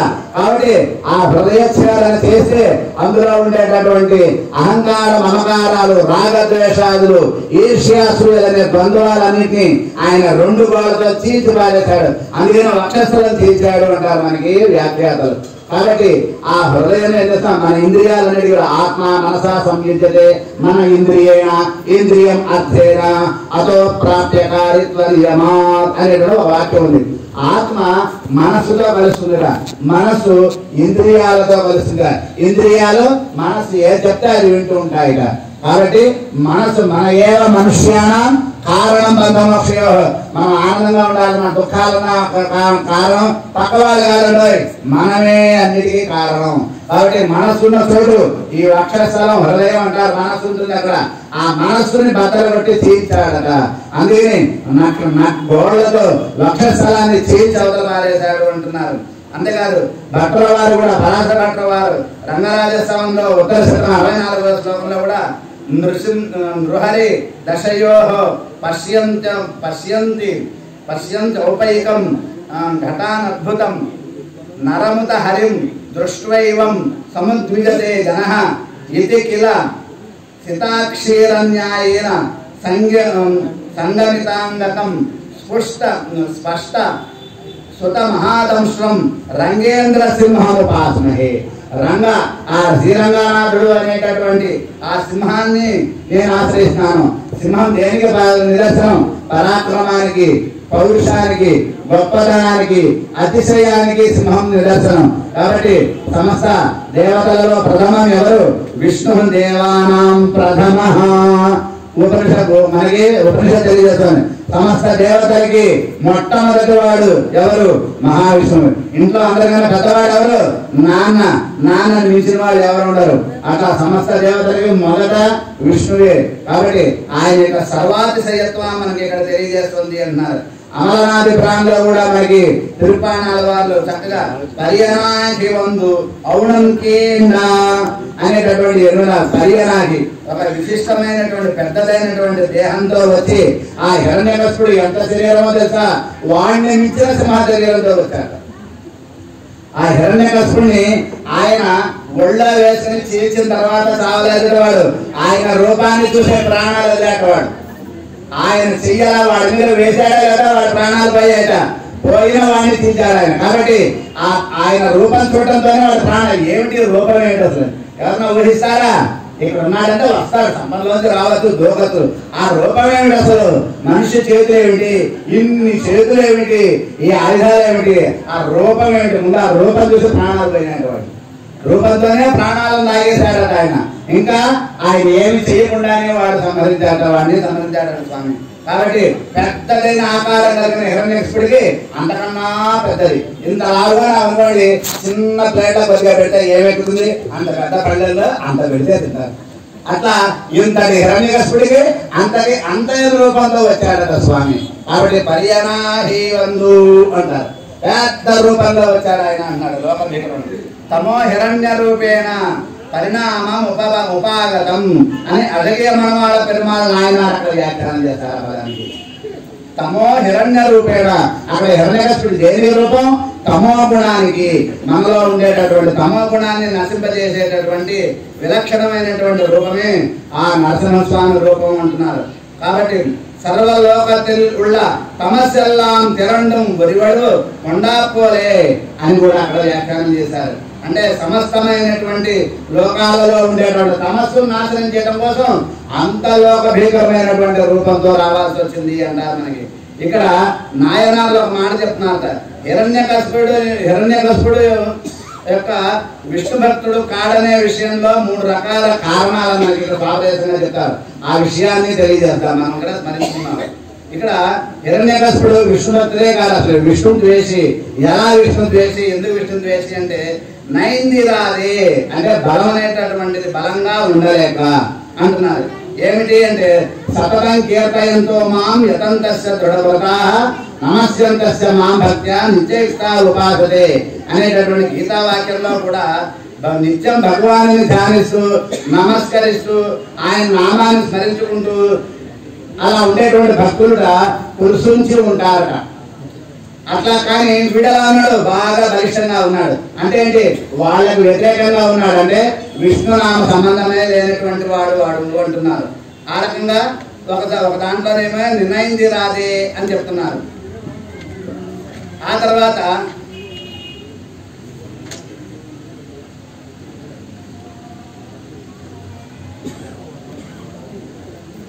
మెలింది రాదే అనేటువంటి ఒక పదాన్ని తెలియజేస్తూ దాస్యం అనేటువంటి దాన్ని అంగీకరించట. నేనే అందరికన్నా గొప్పవాడిని ఏమన్నాడు అందరిని వాడు? ఓం హిరణ్యకృష్ణాయ నమః అని అన్నాడు. అనబోతే చంపేస్తున్నాడు భక్తువాణ్ణి.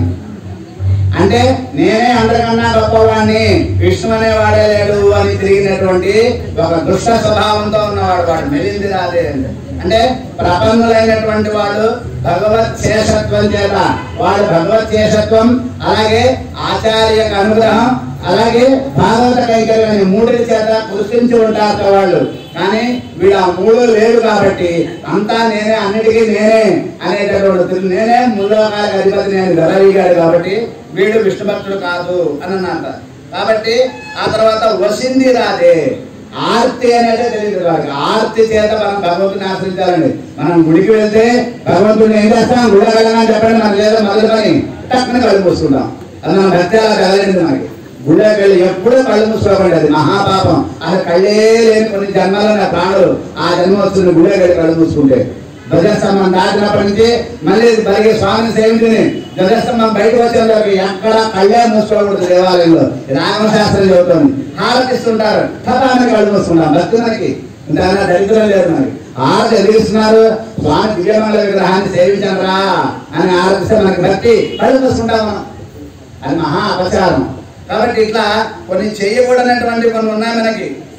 ఆర్తితో భగవంతుని మనం సేవించాలి, భగవంతుని మనం ఆర్తితో ఆశ్రయించాలి. ఆర్తి అంటే ఏంటి, సర్వవిధముల నీవే శరణవి. కాబట్టి మనకి ఆకారత్రయ లక్షణంతో ఆయన ఆశ్రయించాలి. తదేక శేషత్వ, తదేక శరణత్వ, తదేక భోగ్యత్వం. ఇతరులను ఆశ్రయించకూడదు. తాళి కట్టబడినటువంటి స్త్రీ ఇతర పురుషుని చూడటం ఎంత మహాపాపం లాంటిదో, దేవతాంతరమును ఆశ్రయించడం అంతకన్నా మహాపాపం అన్నారు మనకి పెద్దలు. కాబట్టి ఆ రకంగా ఆయన ఎందే ఆశ్రయం, ఆయన ఎందే మనకి భోగ్యత్వం, ఆయన కోసమే మనం వినియోగపడటం, ఆయనకే కైంకర్యం చేయటం అనేటటువంటి మూడు ఆకారత్రయ లక్షణాలు ఎవరికైతే ఉంటాయో వాళ్ళే భాగవతులు అంటే, వాళ్ళే భక్తులు అంటే. గుడికి వచ్చేస్తే భక్తులు అయిపోరు, గుడికి వస్తే భక్తి రాదు. గుడికి వచ్చిన తర్వాత గుడిలో ఎలా ఉండాలో ఆగమ శాస్త్రం ప్రకారం అలా ఉంటేనే వాడు భక్తులు. నువ్వు గుడికి రాకపోయినా పర్వాలా, అలా ఉండకుండా భగవంతుని యొక్క కోపానికి గురి కాకూడదు అంటారు. మనకి 66 దోషాలు చెప్తుంది ఆగమ శాస్త్రం. దేవాలయానికి వచ్చేటటువంటి వాడికి 66 దోషాలు ఉన్నాయి. 66 తప్పులు చేస్తా అంటాం మనం తెలియకుండా. అమ్మో అని తప్పలేదు, అసలు గుడికే రాకపోండి అన్నారు అనుకోండి, పోలే తగ్గిద్దాం అని 32 చేశారు. 66 తగ్గించి 32 చేశారట. ఈ 32 కూడా అమ్మ 32 అమ్మ బాబు ఇంకా తగ్గించండి, సరే చిన్న చివరికి 12 చేశారు. ఈ 12 తగ్గిస్తారు, అన్ని తగ్గిస్తారు ఇంకా అంటారు. కాబట్టి 12 దోషాలు మనం చేయకూడదుట. చెప్పులతో గుడికి రాకూడదు. 100 అడుగుల దూరం నుంచి పద్యాం శతపథం గచ్చేతంటుంది శాస్త్రం. 100 అడుగుల దూరం నుంచి గుడికి చెప్పులు లేకుండా నడుచుకుంటూ రావాలి. అమ్మ ఎండ కాలిపోతుంది, 100 అనవసరం, గుడికి రావడం మానేసి. ఆ తర్వాత వచ్చిన తర్వాత స్వామికి ప్రదక్షిణం మెల్లగా ప్రదక్షిణం చేసి లోపలికి వెళ్ళాలట. ధ్వజస్తంభం దగ్గర సాగిలపడి నమస్కారం పెట్టాలట. ధ్వజస్తంభం దాటిన తర్వాత ఎక్కడా పడుకుంటూ అన్నం పెట్టకూడదు. ఏ గుళ్ళో కూడా ధ్వజస్తంభం దగ్గరే పడుకుంటూ అన్నం పెట్టాలి. ఆ తర్వాత మెల్లగా ప్రదక్షిణ చేయాలి. వీళ్ళని వాళ్ళని పట్టుకుంటూ తోసుకుంటూ వెళ్ళిపోకూడదు. ప్రదక్షిణ చూసేది సాగేది అనుకుంటే వెళ్ళకూడదట. నిదానంగా నెలలు నిండిన గర్భవతి నడిచినట్టు మెల్లగా నడవాలట. అడుగు అడిగేసుకుంటూ ప్రదక్షిణం చేయాలట. టక్క టక్క టక్క టక్క టైమైపోతుందని రాకూడదుట. అసలు ఏదన్నా పని గుడి కాకండి, ఏ పని లేకుండా గుడికి రావాలంటే అసలు పని లేకుండా ఎక్కడుతుంది, గుడికి రావనకండి. గుడికి రావటమే పనిగా పెట్టుకుంటారండి. అది మనం అక్కడ అర్థం చేసుకోవాల్సిన భావం. అట్లా కొన్ని రూల్స్ కొన్ని నియమాలు ఉన్నాయి. ఇవన్నీ ఉంటే భగవంతుడి మీద ఆర్తి వస్తుంది. ఇవన్నీ లేకపోతే ఆర్తి రాదు. కాబట్టి ఆర్తి వసింది రాలే. అసలు ఆర్తి చేత ఆశ్రయించడం అనేది తెలియదు వాడికి. ఆర్తే తెలియదు, ఆశ్రయించడం ఎక్కడ ఉంటుంది వాడికి. కాబట్టి ఈ 3 విషయాల ద్వారా వాడు అసలు భక్తుడే కాదు, విష్ణు భక్తుడే కాదు. అలాంటి వాడిని స్వామి ఒక వక్షస్థలం చేశాడు. నేనైతే ముక్కలు ముక్కలు ఖండాలుగా తీసేవాడిని అని వ్యాఖ్యానంలో రాశారు మనకి నాయనాలు అంటారు.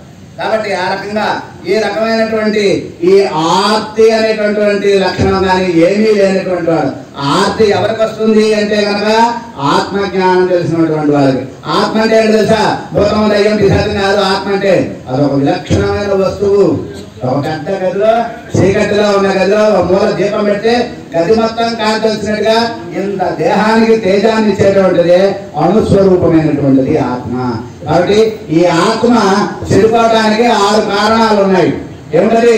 స్వరక్షణ, స్వస్వాతంత్ర్యం, స్వస్వాతంత్ర్యం, ఆ తర్వాత అన్యశేషత్వం, అబంధు సంగమం, విషయ చాపల్యం, స్వరక్షణ స్వాన్వయం అనేటటువంటి ఈ 6 గుణాలు తనను తాను కాపాడుకోవడం, స్వస్వాతంత్ర్యం, స్వరక్షణ స్వాన్వయం, విషయ చాపల్యం అంటే ప్రాకృతికమైన విషయాల యందు ఇవే ప్రధానంగా ఈ దోషాలు లేకుండా ఉంటే అప్పుడు ఆత్మ పరిశుద్ధమై ఆ ఆత్మని కలిగిన శరీరానికి ఆర్తి కలుగుతుంది అంటున్నారు. ఆళ్వార్లు కూడా మనకి ఆరావముదే అడియేరుడలం నింబాలంబాయే నీరాయ అలయందు కరయ్య ఉరిహిక్కేంద్ర నిర్మాలే అన్నట్లుగా ఆ కుంభకోణంలో ఉన్నటువంటి ఆరావముదం స్వామి విషయంలో ఎలాగైతే దాస్యభావం ఉంటుందో అలా ఉండాలి నరసింహస్వామి విషయంలో అని అంటారు.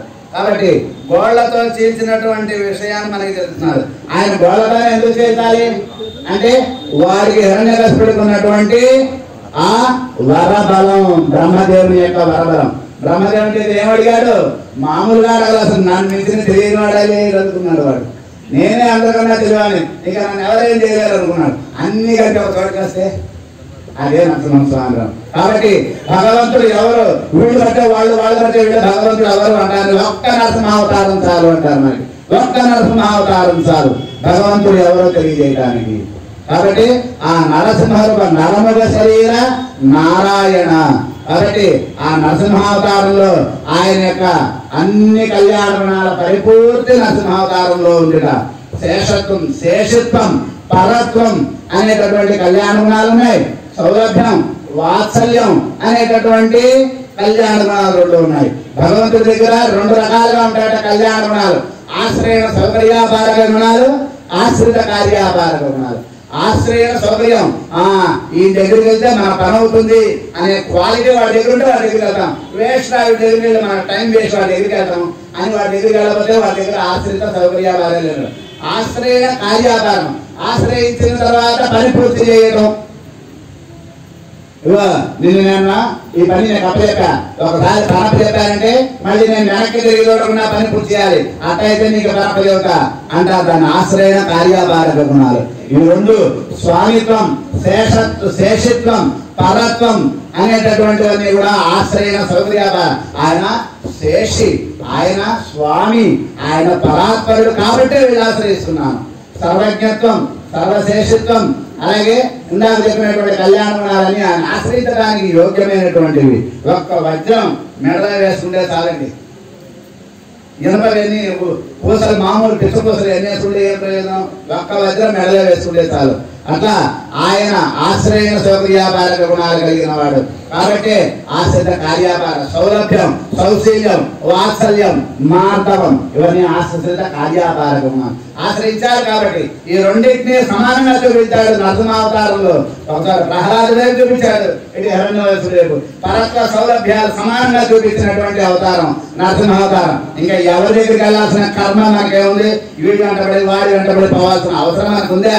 అవసరమే లేదు, పోండి అన్నారు మనకి ఆడవాళ్ళు. కాబట్టి అటువంటి వైశిష్ట్యం కలిగినటువంటిది.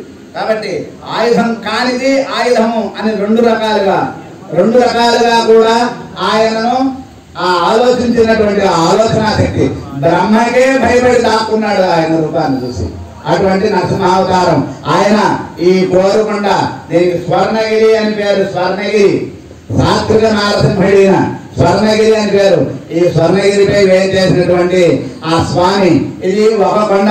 ఈ ఒక కొండ అక్కడ 7 కొండలకి ఉపలక్షణం అంటారు మనకి పూర్వాచార్యులు.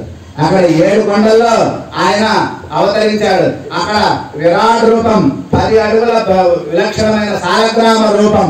మరి ఇక్కడ మనకి సూక్ష్మమైన రూపంలోనే అజాయమానో బహుదా విజాయతే అన్నాడు. అణోరణీయాన్ మహతో మహీయాన్ అన్నట్టుగా ఇక్కడ మనకి సూక్ష్మ రూపంలో ఉన్నా సరే ఆయన యొక్క పరాత్పరత్వం, ఆయన యొక్క సర్వేశ్వరత్వం, ఆయన సర్వశేషిత్వాన్ని కూడా ఎట్లా తెలుస్తుంది స్వామికి సర్వేశ్వరత్వం? చెప్పండి. అమ్మవారి పక్కన ఉంటే ఒకటే పదం శ్రీయపతియాయ్ చాలు. దీని మీద చాలా చెప్పుకోవాల్సిన విషయం ఉన్నారు. కాబట్టి ఆ శ్రీయపతిత్వం అనేటటువంటి అసాధారణ లక్షణం మనం చెప్పుకున్నాం. శంఖ చక్రములతో అమ్మవారిని కుడితలపై కూర్చోబెట్టుకున్నటువంటి విలక్షణమైనటువంటి ఈ గోరకొండ క్షేత్రం స్వామివారి యొక్క పురుషకారంతో దాసుడు ఇన్నాళ్ళకి ఇప్పటివరకు ఎప్పుడు రాలా ఇక్కడికి నేను ఇదే ప్రథమం చూసినప్పుడు పొద్దున్న నుంచి అటే చూడాలనిపిస్తుంది నాకు. ఏమిటా వైశిష్యం నాకు అర్థం కావట్లేదు. అలా చూస్తూనే ఉండాలనిపిస్తుంది ఆ స్వామి యొక్క వైభవం. మేము తిరుమలకి దగ్గరే ఉంటాం. మేము తిరుమలకి దగ్గర ఉంటుంది. తిరుమలకి 1 కిలోమీటర్ దూరంలోనే మా ఇల్లు ఉంటుంది. స్వామి వారికి ఏడుకొండల స్వామి పొద్దున్నే ఒకసారి అనుష్ఠానంగా దాసోహం పెట్టుకుంటాను. ఆ ఏదో ఒక తెలియనటువంటి ఒక అనుభూతి కన్నా ఇక్కడ అనుభూతి 10 రెట్లు ఎక్కువగా ఉంది. ఏమిటో వైభవం తెలియట్లేదు. ఆ స్వామి యొక్క వైభవం ఏమిటో దేవవారు ఆజ్ఞ వేశారు. స్వామి వారు మీరు రండి, చక్కగా వచ్చి 4 మాటలు చెప్పండి అంటే స్వామి ఏం చెప్పాలని అడిగారు. ఏం చెప్పాలి? ఆ కోరుకొండ స్వామి వారి యొక్క ఆ పర్వతానికి మీ శేషాచల పర్వతానికి చక్కటి సమన్వయం చెప్పండి అన్నారు. ఇంతవరకు కోరుకొండ పర్వతం చెప్పేసరికి ఆ స్వామి వారిని చెప్పేసరికి కాలం అంతా అయిపోయింది. ఎందుకంటే స్వాములు కూడా ఉన్నారు, ఖండిత సమయం అయిపోతుంది. కానీ ఇంకా తిరుమల పర్వతం నుంచి మనం ఏం చెప్పగలం? అనేక యుగాల నుంచి, ఎన్నో వేల కోట్ల యుగాల నుంచే ఉన్నటువంటి ఆ పర్వతం స్వామి కలియుగంలో ఏం చేశాడు అక్కడికి? అది ఎన్నో యుగాల ముందు నుంచి ఉంది. ఆ వైకుంఠం నుంచి క్రీడాద్రి అనే పర్వతాన్ని మనకి భగవద్ రామానుజులు వైకుంఠ గద్యంలో చెప్పినట్లుగా అనేక దివ్య క్రీడాస్థానై ఉపశోభితై నానా దివ్య ఆరామై అనేక వేల కోట్ల కొండలు ఉన్నాయి, వేల కోట్ల పార్కులు ఉన్నాయి, వేల కోట్ల ఉద్యానవనాలు ఉన్నాయి ఆ పరమవదంలో. అన్నిట్లో నుంచి ఒకటి తీసుకొచ్చాడు గరుత్మంతుడు ఇక్కడికి.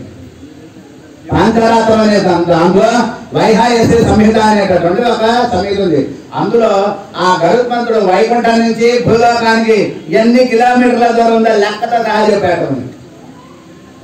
భృగు మహర్షికి చెప్పాడట ఆ వైకుంఠం భూలోకానికి ఈ భూమికి ఎంత దూరం ఉందో కొలతలతో సహా కొలిసి ఇన్ని లక్షల కోట్ల యోజనాలని లెక్కేసి చెప్పేశాడు. ఎవరు చెప్పలేకపోయారు ఇప్పటి వరకు ఎంత దూరం ఉందో. ఆ విశ్వం ఎంత ఉందో కూడా తెలియట్లేదు. ఈ అంతరిక్షం నుంచి కనుక్కోవడానికి ఈ కాలం అయిపోతుంది. మరి ఆ అందరికీ కూడా చతుర్దశ భవనాత్మక అండం, చతుర్దశ భవనాత్మక అండం సమస్తం కార్యకారణ జాతం. ఆ కార్యకారణ జాతం అవతలకి ఎక్కడో ఉంది, తమస్సు అవతల ఉంది. తమసహ పరాకే అంటుంది మనకి శాస్త్రం. ఎక్కడుంది ఆ పరమోదం? అక్కడ ఎక్కడో ఉంది. అక్కడ ఉన్నటువంటి ఆ పరమోదం వైటు కొండు ఇంగు పిరందాయి అంటారు మనకి నమ్మాలి వాళ్ళు. అక్కడి నుంచి పరిగెత్తుకుంటే ఇక్కడికి వచ్చాడు. ఆయన ఎట్లా వచ్చాడు మీ అందరూ తెలిసిందే. ఆ ధూపకైంకర్యం ఒక్కొక్కళ్ళు ఒక్కొక్క అగరబత్తు పట్టుకుంటే కొంత వస్తుంది. కొన్ని కోట్ల మంది ఉంటారు. కోట్ల అగరబత్తు పట్టుకుంటే ఎంత పొగ వస్తుంది. ఆ పొగలో స్వామి ఒకసారి కనపడకుండా అయిపోయాట. అక్కడి నుంచి మాయమైపోయాడు, ఇక్కడికి వచ్చాట. మళ్ళీ ఆ పొగంతా పోయేసరికి మళ్ళీ పైకి వెళ్ళిపోయాట. ఆ మధ్యకాలమే కృష్ణావతారం. కాబట్టి ఆ పరమపదంలో అంతా పొగ వ్యాపించినప్పుడు అక్కడ నుంచి పారిపోయి ఇక్కడికి వచ్చి అక్కడ ఏం లేదో ఇక్కడ అనుభవించి వెళ్ళిపోయాడు ఆయన. అక్కడ ఏముంది? సదా పశ్యంతి స్వరయ, అంతసేపు చూస్తున్నాడు. మనం తిరుమలకి వెళ్ళాలనుకోండి ఏం చేస్తాం? అలా నుంచొని చూస్తూ ఉంటాడు. ఏమీ లేదండి. ఏముంది చూడటానికి? తిరుమల పరిగెత్తుకుంటూ వేల రూపాయలు ఖర్చులు పెట్టుకుని ఇట్లా లాగేస్తుంటారు. మసళ్ళలాగా అక్కడ మసళ్ళు ఉంటారు. పద అంతా చేస్తుంటారు. ఏం చూస్తాం ఆయన్ని? ఆ స్వామి దేవాలయం కలిసి ఏం చూడాలో తెలుసా చెప్పండి? దేవాలయంకి వెళ్ళి ఏం చూడాలి? ముందు కాళ్ళు చూడాలి. మహంగా మహం పెట్టుకోవడం పెళ్లి చూపులు కాదు. మహంగా మహం పెట్టి చూసుకోవడానికి కాళ్ళు చూడాలి. మన దేవుడి గుడికి వెళ్ళి ఫస్ట్ పాదాలి. కింద నుంచి పైకి చూడాలంటుంది మనకి శాస్త్రం. యాక్టింగ్ గమనిస్తారు. అసలు అక్కడ ఏమున్నాడో తెలియదు. ఏదో ఒక షేప్ ఉంది, మనకి ఫోటోలో చూస్తే షేప్ కనబడుతుంది. అంతే పద అలాగేస్తారు. ఏం చూస్తాం? అక్కడ ఉన్నవాడు అక్కడైనా ఉన్నది, ఎక్కడ లేడా ఆయన? అన్ని చోట్ల ఉన్నాడు. అన్ని చోట్ల చిన్న గుడిలో కూడా అదే రూపంలో ఉన్నాడు. మన ఆర్తి భావం ఉంటే ఆ రూపం ఇక్కడే కనబడుతున్నారు. ఒక నిమిషం దేవాలయం బయటకు వచ్చి కళ్ళు మూసుకుంటే ఆ గర్భగుడిలో ఉన్న రూపం కళ్ళ ముందు కనపడాలి. కాబట్టి ఆ రకంగా ఉన్నటువంటి స్వామి యొక్క దివ్య మంగళ విగ్రహ వైభవం ఆ తిరుమలలో ఉన్నాడు. అలా నుంచున్నాడు. ఆయన చూస్తున్నాం. ఏముంది? చూస్తే ఏమీ లేదు. నేను చూస్తున్నాడు. పెళ్లి చూపులు ఎంతసేపు చూస్తారండి? ఏం చూస్తుంటారు? ఏదన్నా మాట మాట్లాడు, ఎవరిని అడిగే అమ్మాయిని అంటాం. అట్లాగే ఆ పరమోదంలో ఏముంది? స్వామి నామంతుడు, స్వామి నామంతుడు అని అటు ఇటు తల తిప్పి ఆయన అనుభవిస్తూ ఉంటారు. సదా పశ్యంతి సూరయ. ఆయన బోరు కొట్టి ఇచ్చినప్పుడే ఎంతసేపు మీ మహాల, నాకు కొత్త మహాలు కాదు. ఎంతసేపు హారతులు ఇవ్వటమే, ఎంతసేపు పూలమాలలు వేయటమే, ఎంతసేపు భజనలు చేయటమే, ఎంతసేపు ప్రదక్షిణాలే. మొహం మత్తదు. ఎవరన్నా ఒకళ్ళు తిట్టండ్రా బాబు, కాస్త ఎవరన్నా ఒకళ్ళు మాట్లాడరా బాబు అనిపిస్తురా. నువ్వు అక్కడ తిట్టు హాయిగా ఉంది. అవన్నీ కోసం ఎక్కడ వచ్చాడు? ఈ కృష్ణావతారంలోకి వచ్చాడు. ఎక్కడికి? రేపల్లోకి వచ్చాడు. ఆ కృష్ణావతారంలో కృష్ణుని కొట్టని వాళ్ళు లేరు, పెట్టని వాళ్ళు లేరు, మొట్టని వాళ్ళు లేరు, తిట్టని వాళ్ళు లేరు. అలా ఎవరైనా ఉంటే వాళ్ళు మహాపాపులు. శ్రీకృష్ణుని టచ్ అయిన వాళ్ళు లేరు, శ్రీకృష్ణుని పట్టని వాళ్ళు లేరు, శ్రీకృష్ణుడికి పెట్టని వాళ్ళు లేరు, శ్రీకృష్ణుడితో ఆడుకోని వాళ్ళు అలా ఎవరైనా ఉంటే వాళ్ళు మహాపాపులే ఆ కృష్ణావతారంలో ఉంటారు. కాబట్టి అక్కడ లేనటువంటిదంతా ఇక్కడ అనుభవించారట. వాళ్ళింట్లో వీళ్ళింటి వాళ్ళలో గొడవ పెడతాడు, వీళ్ళింటికి వెళ్ళి వీళ్ళింట్లో వీళ్ళ గొడవ పెడతాడు.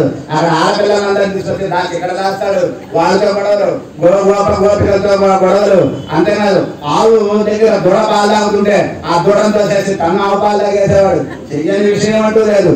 ఈవెన తీసి అత్తగారు మహా వస్తాడు, అది తీసి ఇవి వస్తాడు. అవన్నీ ఎక్కడున్నాయి పరమపదంలో? అవన్నీ ఉన్నాయి పరమపదంలో.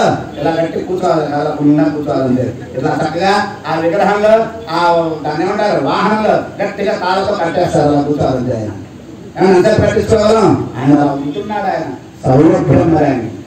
అటువంటి సౌలభ్యాలు పూర్తి కలిగినటువంటి స్వామి పరాత్పరత్వాన్ని ప్రదర్శించినటువంటి రూపమే నరసింహావతారం. కాబట్టి ఆ నరసింహావతారంలో ఉండేటటువంటి వైలక్షణ్యం, అదేవిధంగా ఆ తిరుమల కొండ మీద ఉండేటటువంటి వైభవం. కులశేఖరాల వారు ఏమన్నారు? పడియాయికడంతో పవళవాయి కాంబేని.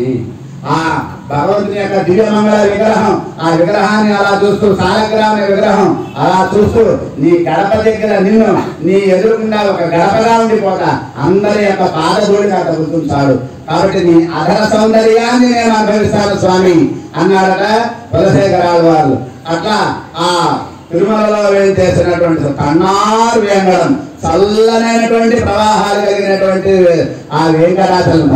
అంతేకాదు అనేక వేల భయంకరమైనటువంటి జంతువులకి నిలయం. ఒక 1000 ఏళ్ల క్రితం ఏముందండి తిరుమలలో? ఏమీ లేదు, ఆ విగ్రహం తప్ప. రామానుజుల వారు వెళ్ళడానికి ఏముంది? ఏమీ లేదు. మరి ఎవరిని పెట్టారు అక్కడ? ఎవరు పురుషుడు? పురుషై. ఎవరు పురుషై? అనంతాళ్ళు అనేటువంటి ఆయనే పురుషై. ఆయన ఒకడే. ఎవరు వెళ్తారు వెంకటాచలానికి అనేది అంత శ్రీరంగంలో రామానుజుల వారు. ఎవరమ్మో మేము వెంకటాచలం ఉంటే అమ్మో భయంకరమైన అడవి, మామూలు ఎక్కడానికి కూడా ఇద్దరు మెట్లన్నా ఉన్నాయి. అప్పుడు ఏమి లేవు, భయంకరమైన ఎటు నుంచి ఏ పెద్ద పులి ఏ సింహం మీద వస్తో తెలియదు. అట్లాంటి చోటు అప్పట్లో ఉండేది.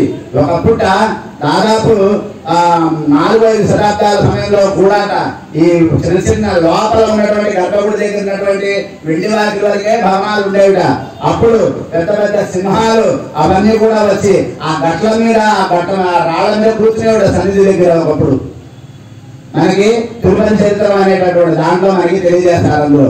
అయితే కనుక కొంతమంది అక్కడ ఉన్నటువంటి భక్తులు స్వామిని ప్రార్థించారట, నిన్ను దర్శనం చేసుకోవాలన్నా, నీకు దీపం పెట్టాలన్నా స్వామి నీవే ఆధారం, మేమేమి చేయలేము అని దండం పెట్టుకున్నారట. అప్పుడు మరోజు సాయంత్రం నుంచి అక్కడ ఒక జంతువు పక్క కూడా రావట్లేదుట. పెద్దపులు కానీ చిత్తపులు కానీ సింహాలు కానీ ఏ కుర్ర జంతువు వాడు పక్కకి రావడం మానేసాయిట స్వామి యొక్క లీలతో. అట్లా భయంకరమైన అరణ్యానికి ఎవరు వెళ్తారు అంటే నేను వెళ్తాను అని చెయ్యతారు ఎవరైనా? అనంతాడువాన్. అందులాగే నువ్వు అక్కడే మగాడివి అన్నట్టు ఆయన. పురుషై నీందాన్ పురుషై అన్నట్టు. నువ్వే నిజమైనటువంటి పురుషుడివి. పురుషుడు అంటే ఏమన్నా మీసాలు కట్టాలి, కండలు తిరగడం కాదు. బుద్ధి సూక్ష్మత, తెలివితేటలు, ఆలోచన శక్తి, బుద్ధిలో ధైర్యం ఉండాలి. వాడు పురుషుడు అంటే. కాబట్టి ఆ రకమైనటువంటి పురుషుడు నువ్వని అనంతాడ్వాన్ల చేత చక్కగా అద్భుతంగా అనంతాడ్వాన్ తోట ఏర్పాటు చేసి ఆ అనంతాడ్వాన్ తోట ద్వారా స్వామివారికి నిత్యకేంద్రం చేసేటటువంటి దివ్య ఆ స్థలం మనకి ఆ తిరువేంగడం. వేంగడం అంటే మనకి తెలిసినదే. కటం అంటే కనుక పాపములు, వేం అంటే కనుక దాన్ని నశింపజేసేది. సర్వ పాపాన్ని వేం ప్రాహు కటస్థద్దాహ ఉచ్యతే. కట అంటే కనుక దాన్ని దహింపజేసేటటువంటి. పాపములు అంటే తెలిసి తెలియక చేసే తప్పులు. మనస్సుతో తప్పు చేస్తాం, నోటితో, కళ్ళతో, చెవులతో, కాళ్ళతో, చేతులతో, బుద్ధితో, నాలుకతో అన్ని తప్పులే మనం చేసేవని. ఈ పాపాలన్నింటినీ తెలిసి చేసేవి కొన్ని, తెలియక చేసేవి కొన్ని. వీటన్నిటిని నశింపజేసేటటువంటి స్వామి ఆ వెంకటేశ్వరుడు. అంతేకాదు వేమంటే కనుక రుణముడ, కటం అంటే దాన్ని తొలగించేవాడు. మనకు ఉన్నటువంటి రుణములు ఉన్నాయట, ఆ రుణాలు తొలగిస్తాడంటే అప్పులు బాధలు. అంటే మనం అప్పుడు డబ్బులు ఈ అప్పులు కాదు. అప్పులు అంటే అనేక జన్మల నుంచి చేసుకున్నటువంటి పుణ్యపాపాలు వాసన అనే పేరుతో ఉంటాయండి. ఒక స్కూల్ పిల్లాడు ఇంత లావుగా వాడికి ఉంటాడు పక్కగా, వాడికి ఇంత బ్యాగ్ ఉంటుంది, స్కూల్ బ్యాగ్, ఇన్ని పుస్తకాలు వాడికి. అట్లా ఈ ఆత్మ అనేకమైనటువంటి జన్మల నుంచి పాపరాశిని మోసుకుంటూ వెళ్తోంది. ఆ పాపము రుణంట. పాపం పుణ్యం అంటే ఏంటో తెలుసా? అవి తెల్లగా నల్లగా ఉండవు. మనకి ఎప్పుడు ఎక్కడ ఏదో సమాధి జరగదు, అదే పాపం. మనకి ఎప్పుడు ఏదో మనకి తెలియకుండా ఏదో ఒక అపూర్వంగా మనకి తెలియకుండా ఒక మంచి జరుగుతూ ఉంటుంది, ఏదో మనకి సహకరిస్తూ ఉంటుంది, ఏదో కలిసి వస్తూ ఉంటుంది, ఒకసారి ఏదో ఎదురు తిరుగుతుంటుంది, అదే పాపం. ఇదే పుణ్యం. పరిగెత్తుకుంటూ వెళ్ళిపోతుంటాడు, వాడు ఎగ్జామ్ హాల్ పరిగెత్తాలి, వాడు హాల్ టికెట్ ఎక్కడ పోతుంది, అదే వాడికి పాపం. వాడు హాల్ టికెట్ పరీక్ష హాల్కి వెళ్ళడానికి ఇదిగో నీ హాల్ టికెట్ నా దగ్గర నేను ఎవడని తీసుకొచ్చి ఇస్తాడు, అదే పుణ్యం. అంటే పుణ్యపాపాలంటే వేరే ఏం లేవు, మనం చేసుకునే కర్మల్లో ఉండేటటువంటివి. కాబట్టి ఆ పుణ్యపాపాలు రెండు లేనటువంటి కైంకర్యం, దాన్ని ఏమంటారు? పుణ్యపాపం రెండు ఉండకూడదుట. మనకి పూర్వాచార్యులు చెప్తారు, పుణ్యము పాపము రెండు కూడా ఒకటే. పుణ్యము అనేటువంటిది బంగారు సంఖ్యలు, పాపం జనప సంఖ్యలు. జనప సంఖ్యలైన బంగారం నీ చేతులు గట్టిగా ఇలా బంగారు సంఖ్యలు కట్టేశాను, వీటి మీద పెద్ద దోమ కుడుతుంది, అబ్బా నా దగ్గర బంగారు సంఖ్యలు ఉన్నాయి పట్టకు దోమ అంటే ఆగుతుందా? దోమ కుట్టేది కుడుతుందంటే బంగారు సంఖ్యలైనా జనప సంఖ్యలైనా మనకి రెండు అడ్డమే. అట్లా పుణ్యము పాపము రెండు మనకు అడ్డమే. భగవంతుని యొక్క అనుగ్రహం కలగాలంటే గుడికి వెళ్తామండి కొంచెం పుణ్యం చేసుకోవడానికి అనకండి, తప్పది. గుడికి వెళ్ళేది పుణ్య పాపాల కోసం కాదు, మన పాపం పోగొట్టుకోవడానికి గుడికి వెళ్ళకూడదు. గుడికి ఎందుకు వెళ్ళాలి తెలుసా? ఆయన అనుగ్రహం కోసం గుడికి వెళ్ళాలి. స్వామి నీ దయ ఉంటే చాలు, నీ అనుగ్రహం, నేను నమ్ముకున్నాను, నీ అనుగ్రహం ఉంటే చాలు అనుకోవటానికి గుడికి వెళ్ళాలి. అంటే నాకు అది కావాలి ఇది కావాలని అనుకోవటానికి గుడికి వెళ్ళక్కర్లా. అడుకోవడానికి ఎక్కడైనా అడుక్కోవచ్చు. మనం పుట్టినప్పటి నుంచి మన బతుకు అడుక్కోవడానికి ముష్టే, మన బతుకంతా ముష్టి బతుకన్నాడు మహానుభావుడు. మనం ఏం అడుక్కోకల్లా, మహానుభావుడు గీతలు గీసి పడేశాడు ఇక్కడ. అవి మనం అడుక్కోకపోయినా జరిగేవి జరుగుతూనే ఉంటాయి. మరి ఏమడగాలని? ఈ జరిగే వాటిల్లో ఉండేటటువంటి పుణ్యపాపాల యొక్క ఆ స్థాయి భావం నాకు లేకుండా చెయ్యి. వాటి యొక్క ఆ స్థాయి, దాన్ని ఏమంటారు? ఆ బాధ తెలియకుండా చేయి. పాపంలో బాధ తెలియకూడదు, పుణ్యంలో ఆనందం తెలియకూడదు. అది లేకుండా చేయాలి. దాన్ని పెట్టుకోవాలి. దాన్ని పెట్టుకున్నారా? గుడికి వెళ్ళాక అందరికీ గుడికి వెళ్ళాలి. దాన్ని గుడికి వెళ్తాం, ఏదో పుణ్యం వస్తుంది వాళ్ళతో పాటు గుడికి వెళ్తున్నాం, ఏమీ తెలియదు, లేదు అంటే అది మాట్లాడుకుంటాం మనకు రోజులు. కాబట్టి పుణ్యపాపరహితమైన కర్మ చేయమంటారు పూర్వాచార్యులు. దాన్ని ఏమంటారు చెప్పండి? పుణ్యము పాపము లేనటువంటి కర్మ ఏమంటారు? సేవ, కైంకర్యం. మన పేరు ఉండకూడదు, మనం అనే ప్రస్తావన రాకూడదు. మనం చేసే పనిలో 3 దోషాలు ఉంటాయి. అది ఫల సంఘ కర్తృత్వములు. చేసేటటువంటి ఫలం, ఈ పని చేసే దీని ఫలితం మొత్తం నాకే కావాలి అనుకోవడం మహాపాపం. అలాగే నేను చేశాను కాబట్టి అయింది, నువ్వు చేస్తే అయిందా అనుకోవడం కూడా ఇంకో తప్పు. ఇది నా పని కాబట్టి చేశాను, ఈ పని చేస్తానా అనుకోవడం కూడా తప్పుగా. ఈ 3 లేకుండా ఒక పని చేయండి. ఎవరైనా చేయగలమా? ఒక పని చెప్పండి. ఎవరైనా ఒక పని చేయగలరా 3 లేకుండా? అదే చెప్తున్నాడు, నిష్కామ కర్మానుష్ఠానం. నిష్కామ కర్మానుష్ఠానం. కాబట్టి ఫలాపి సంధిరహిత కర్మతయా అన్నారు భగవద్రామానికి గీతా భాషల్లో రాస్తుంది. మనం చేసే పనిలో ఫలములను కోరుకోకుండా, ఫల సంఘ కర్తృత్వములు అంటే దాని మీద ఆశ లేకుండా, అది నాది కాబట్టి అనే భావన లేకుండా, అలాగే దీని ఫలితం నాకనే భావన లేకుండా చేసేది ఏదో దాన్నే భగవానుడు చూస్తాడు. అలాంటి వాడే ముక్తుడవుతాడని పూర్వాచార్యులు తెలుపుతారు. కాబట్టి అటువంటి ఫలసంగ కర్తృత్వ త్యాగపూర్వకమైనటువంటి కైంకర్య అనుష్ఠానమే భగవంతుడికి ఇష్టం. అందుకోసమే భగవంతుడు ఆ కొండ మీద నుంచున్నాడు, 7 కొండల మీద. ఇదిగో ఇక్కడ నుంచున్నాడు, అహోబిలంలో నుంచున్నాడు. ఎందుకో తెలుసా? మనకి చెప్తుంది శాస్త్రం, విష్ణు పర్వతానామధిప. మహావిష్ణువు పర్వతాల మీదే ఉంటాడట ఎక్కువ. తథా గుహాసుత నదీ తటయో, నదీ తీరాలలో గాని గుహలలో గాని కొండల మీద గాని ఉంటాడట. విశేషస్తు నారసింహోస భగవాన్. విశేషంగా నరసింహస్వామి ఉంటాడట. నరసింహస్వామి ఎక్కువగా కొండల మీద గుహల్లోనూ నదీ తీరాలలో ఎక్కువ ఉంటాడట నరసింహావతారం అని. కాబట్టి అంతటి వైలక్షణ్యం కలిగినటువంటి నరసింహావతారంలో ఉండేటువంటి కొన్ని రహస్యాలు ఇంకా వెంకటాచల స్వామి గురించి చెప్పాలంటే ఇంకో 4-5 రోజులు చెప్పుకోవచ్చు. మనకి కాలం తెలియదు, మనంతం కాలబద్ధం. కాబట్టి ఈ అవకాశాన్ని ఇచ్చినటువంటి స్వామివారి యొక్క దివ్యచరణాలకు ధన్యవాదాలు తెలియజేస్తూ రాష్ట్ర